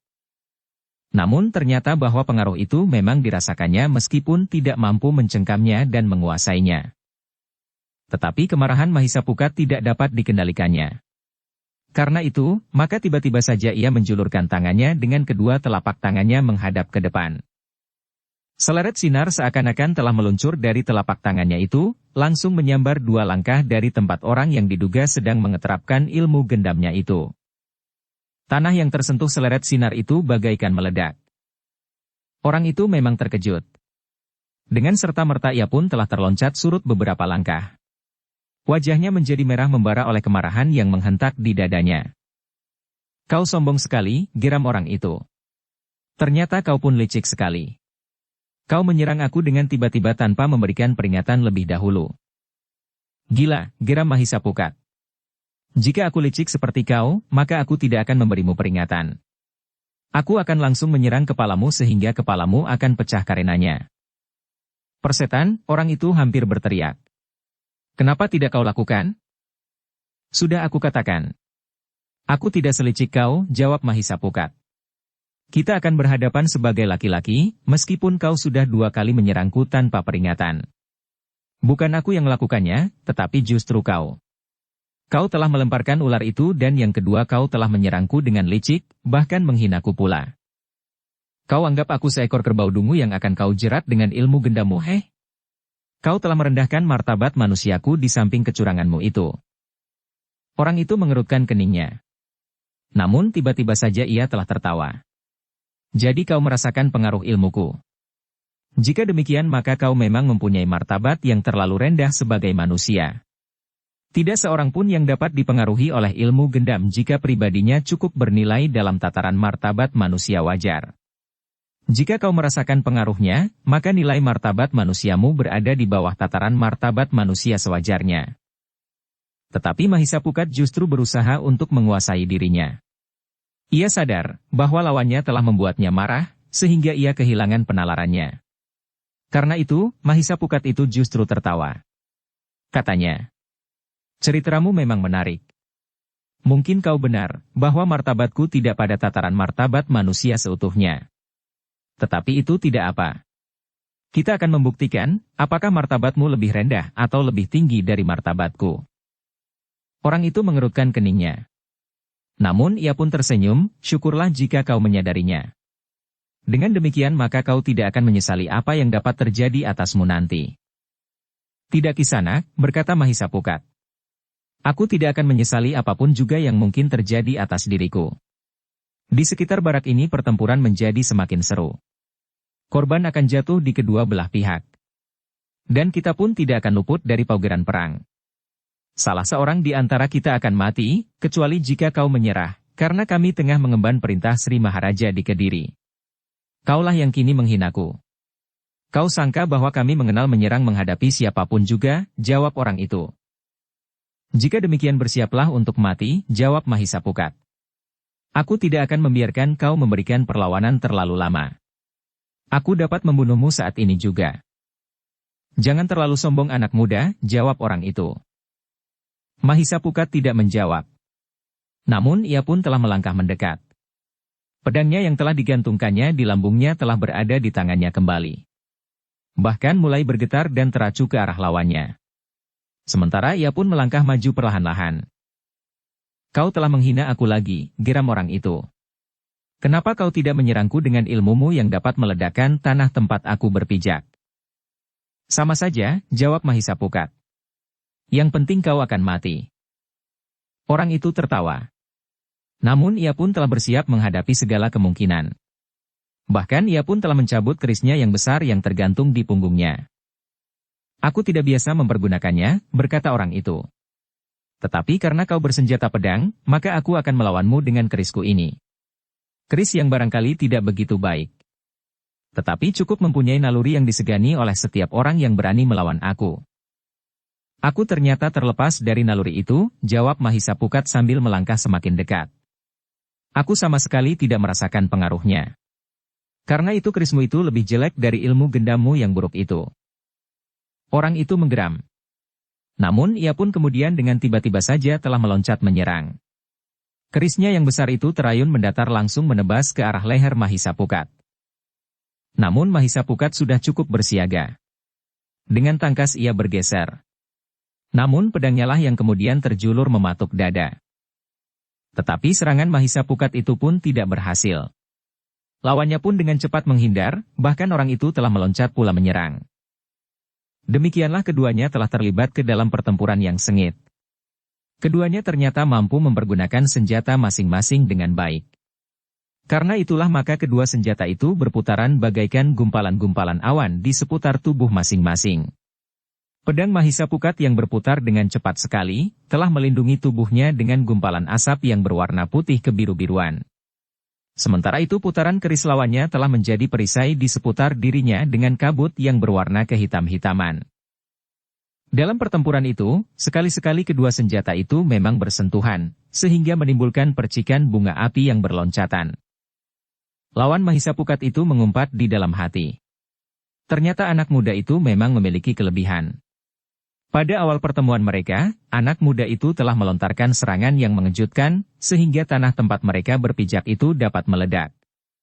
Untunglah serangan itu tidak langsung ditujukan kepadanya, tetapi justru di hadapannya. Tetapi ia tidak akan mampu melakukannya lagi dalam pertempuran berjarak pendek ini, berkata lawan Mahisa Pukat itu di dalam hati. Anak itu tidak akan sempat barang sekejap pun untuk membangunkan ilmunya itu. Sebenarnya lah, Mahisa Pukat akan mengalami kesulitan jika ia masih saja terlibat dalam pertempuran yang seakan-akan tidak berjarak itu. Tetapi Mahisa Pukat memang belum memerlukannya. Ia memang berusaha untuk dapat menyelesaikan lawannya itu tanpa mempergunakan ilmunya yang disadapnya dari tata selintang yang ternyata adalah aku dari lemah warah. Yang terjadi kemudian adalah pertempuran yang sengit dengan mengandalkan ilmu masing-masing dalam mempergunakan senjata. Pedang Mahisa Pukat yang berputar itu sekali-sekali telah terayun mendatar. Namun kemudian mematuk dengan cepat ke arah dada. Tetapi setiap kali lawannya mampu mengelak. Bahkan kerisnya yang besar itulah yang kemudian dengan garangnya bagaikan menerkam lawannya. Ujungnya yang berwarna kehitaman itu nampak betapa mendebarkan. Namun Mahisa Pukat cukup tangkas menghadapi keris itu. Pada saat-saat yang gawat, Mahisa Pukat masih selalu dapat mengatasinya dengan kecepatan gerak dan kemampuannya bermain pedang. Dengan demikian maka keduanya yang bertempur terpisah dari lingkungan pertempuran yang lain itu, seakan-akan memang telah disediakan waktu dan tempat yang tidak terbatas. Keduanya berloncatan saling menyerang dengan langkah-langkah yang panjang. Ayunan pedang Mahisa Pukat dan tebasan ujung keris lawannya, telah mendorong keduanya bergeser sedikit demi sedikit dari tempat semula. Namun keduanya masih tetap bertempur di antara barak-barak di padepokan itu. Desak-mendesak, sekali-sekali berloncatan surut untuk mengambil jarak. Semakin lama keduanya pun telah meningkatkan ilmu mereka sampai ke tataran tertinggi. Pedang dan keris di tangan itu berputar semakin cepat. menebas, terayun mendatar, mematuk dan sekali-sekali terdengar benturan yang kuat. Kecuali memercikkan bunga api di udara, maka dalam benturan itu keduanya seolah-olah mampu saling menjajagi. Namun semakin sering benturan itu terjadi, maka tangan mereka pun semakin terasa sakitnya. Namun kemudahan Mahisa Pukat agaknya memberikan keuntungan kepadanya. Darahnya yang panas dan tekad di dalam dadanya yang menyala, membuatnya menjadi semakin garang. Keyakinannya dalam mengemban tugas serta kesadaran pengabdiannya telah membuat kekuatannya bagaikan berlipat. Daya tahan tubuhnya pun seolah-olah menjadi tanpa batas. Betapapun juga, Mahisa Pukat memiliki bekal yang cukup dengan menempa dirinya untuk waktu yang lama di bawah bimbingan orang-orang berilmu sangat tinggi. Dengan demikian maka Mahisa Pukat pun telah mengerahkan segenap kemampuannya karena ia ingin menyelesaikan pertempuran itu lebih cepat. Hentakan kekuatan dan kemampuan Mahisa Pukat itu telah membuat lawannya mulai terdesak. Darah Mahisa Pukat yang mendidih oleh kesadaran pengabdiannya benar-benar menjadi dorongan yang luar biasa sehingga tenaga cadangan di dalam dirinya yang dialirkan lewat ilmu pedangnya menjadi seakan-akan berlipat. Lawan Mahisa Pukat itu menjadi heran. Kekuatan anak muda itu semakin lama tidak menjadi semakin susut, tetapi justru semakin berlipat. Sedikit demi sedikit, tetapi pasti, lawan Mahisa Pukat itu merasa semakin terdesak. Kemampuannya mempermainkan kerisnya terasa semakin lamban dibandingkan dengan putaran pedang Mahisa Pukat. Karena itu, lawan Mahisa Pukat itu tidak mempunyai cara lain untuk mengatasi lawannya kecuali dengan mempergunakan kemampuannya yang jarang sekali dipergunakan, jika tidak terpaksa sebagaimana dialaminya pada waktu itu. Jika ia tidak mempergunakannya, maka kemungkinan yang paling buruk akan dapat terjadi atasnya. Mungkin sekali ujung pedang anak muda itu akan menembus dada dan membelah jantungnya, sehingga semua rencana yang telah disusun di padepokan itu akan hancur berantakan. Sejenak pertempuran itu masih berlangsung terus. Lawan Mahisa Pukat itu semakin terdesak. Sehingga orang itu akhirnya tidak lagi dapat berbuat lain. Pada saat ia terdorong mundur, selagi ujung pedang Mahisa Pukat hampir menyentuh dadanya, maka orang itu telah mengeterapkan ilmunya yang jarang dipergunakannya. Mahisa Pukat yang mendesaknya, memang tidak mau melepaskannya lagi. Setiap kali lawannya meloncat surut, Mahisa Pukat itu selalu memburunya. Namun ketika Mahisa Pukat merasa yakin, bahwa lawannya itu tidak akan mampu menghindar lagi, serta pada saat ujung pedangnya mematuk dengan satu keyakinan akan menyelesaikan pertempuran itu, maka tiba-tiba saja lawannya telah lenyap dari pandangan matanya. Mahisa Pukat menjadi bingung sejenak. Namun ia pun segera meloncat justru ke depan, dan dengan tangkas berbalik. Sebenarnya lah lawannya telah berada beberapa langkah daripadanya, siap untuk menyerangnya. Mahisa Pukat memang menjadi berdebar-debar. Namun ia pun segera menyadari bahwa lawannya memiliki ilmu panglimunan. Namun ia masih belum tahu dari jenis yang manakah ilmu yang dimiliki oleh lawannya itu. Apakah ilmu itu sempurna sehingga lawannya itu benar-benar dapat menghilang dan bertindak dalam ketiadaan menurut pengamatan mata wadak. Namun mungkin ilmu yang dimilikinya itu masih dalam jenis yang wungkul. Sehingga lawannya itu hanya memiliki sebagian unsur dari jenis ilmu panglimunan. Namun kenyataan tentang lawannya itu memang membuat Mahisa Pukat menjadi berdebar-debar. Ia akan mengalami pertempuran yang berat jika lawannya memiliki ilmu panglimunan yang sempurna. Sehingga dengan demikian ia tidak akan dapat mempergunakan mata wadaknya untuk mengikuti tata gerak lawannya. Sejenak kemudian terdengar lawannya itu justru tertawa. Pada saat Mahisa Pukat siap menunggunya, orang itu justru berkata lantang. "Jangan cemas anak muda. Mungkin memang sudah menjadi nasibmu, bahwa kau akan mengalami kematian yang pahit. Kau akan bertempur tanpa mengetahui apa yang dapat kau perbuat." Mahisa Pukat tidak segera menjawab. Namun ia ingin membiarkan lawannya itu membual, sehingga ia sempat untuk menemukan cara yang lebih baik untuk melawannya. Dalam pada itu orang itu pun berkata pula, "Bersiaplah untuk mati. Sebentar lagi, aku akan hilang dari pandangan matamu. Tiba-tiba saja ujung kerisku sudah menggores di kulitmu. Sebuah goresan kecil akan dapat membunuh seseorang. Tetapi aku tahu, bahwa kau tawar akan racun dan segala macam bisa, sehingga dengan demikian, maka racun kerisku tidak akan membunuhmu. Tetapi pada suatu saat kerisku akan menghunjam ke perutmu." Mahisa Pukat berusaha untuk tetap menguasai perasaannya. Dengan nada rendah ia pun berkata, Satu permainan yang buruk. Marilah kita lihat, apakah benar-benar kau dapat menghindari tatapan mata wadahku. Orang itu tertawa. Katanya, bukankah sudah terbukti bahwa kau merasa kehilangan lawanmu? Hanya karena tiba-tiba saja terjadi.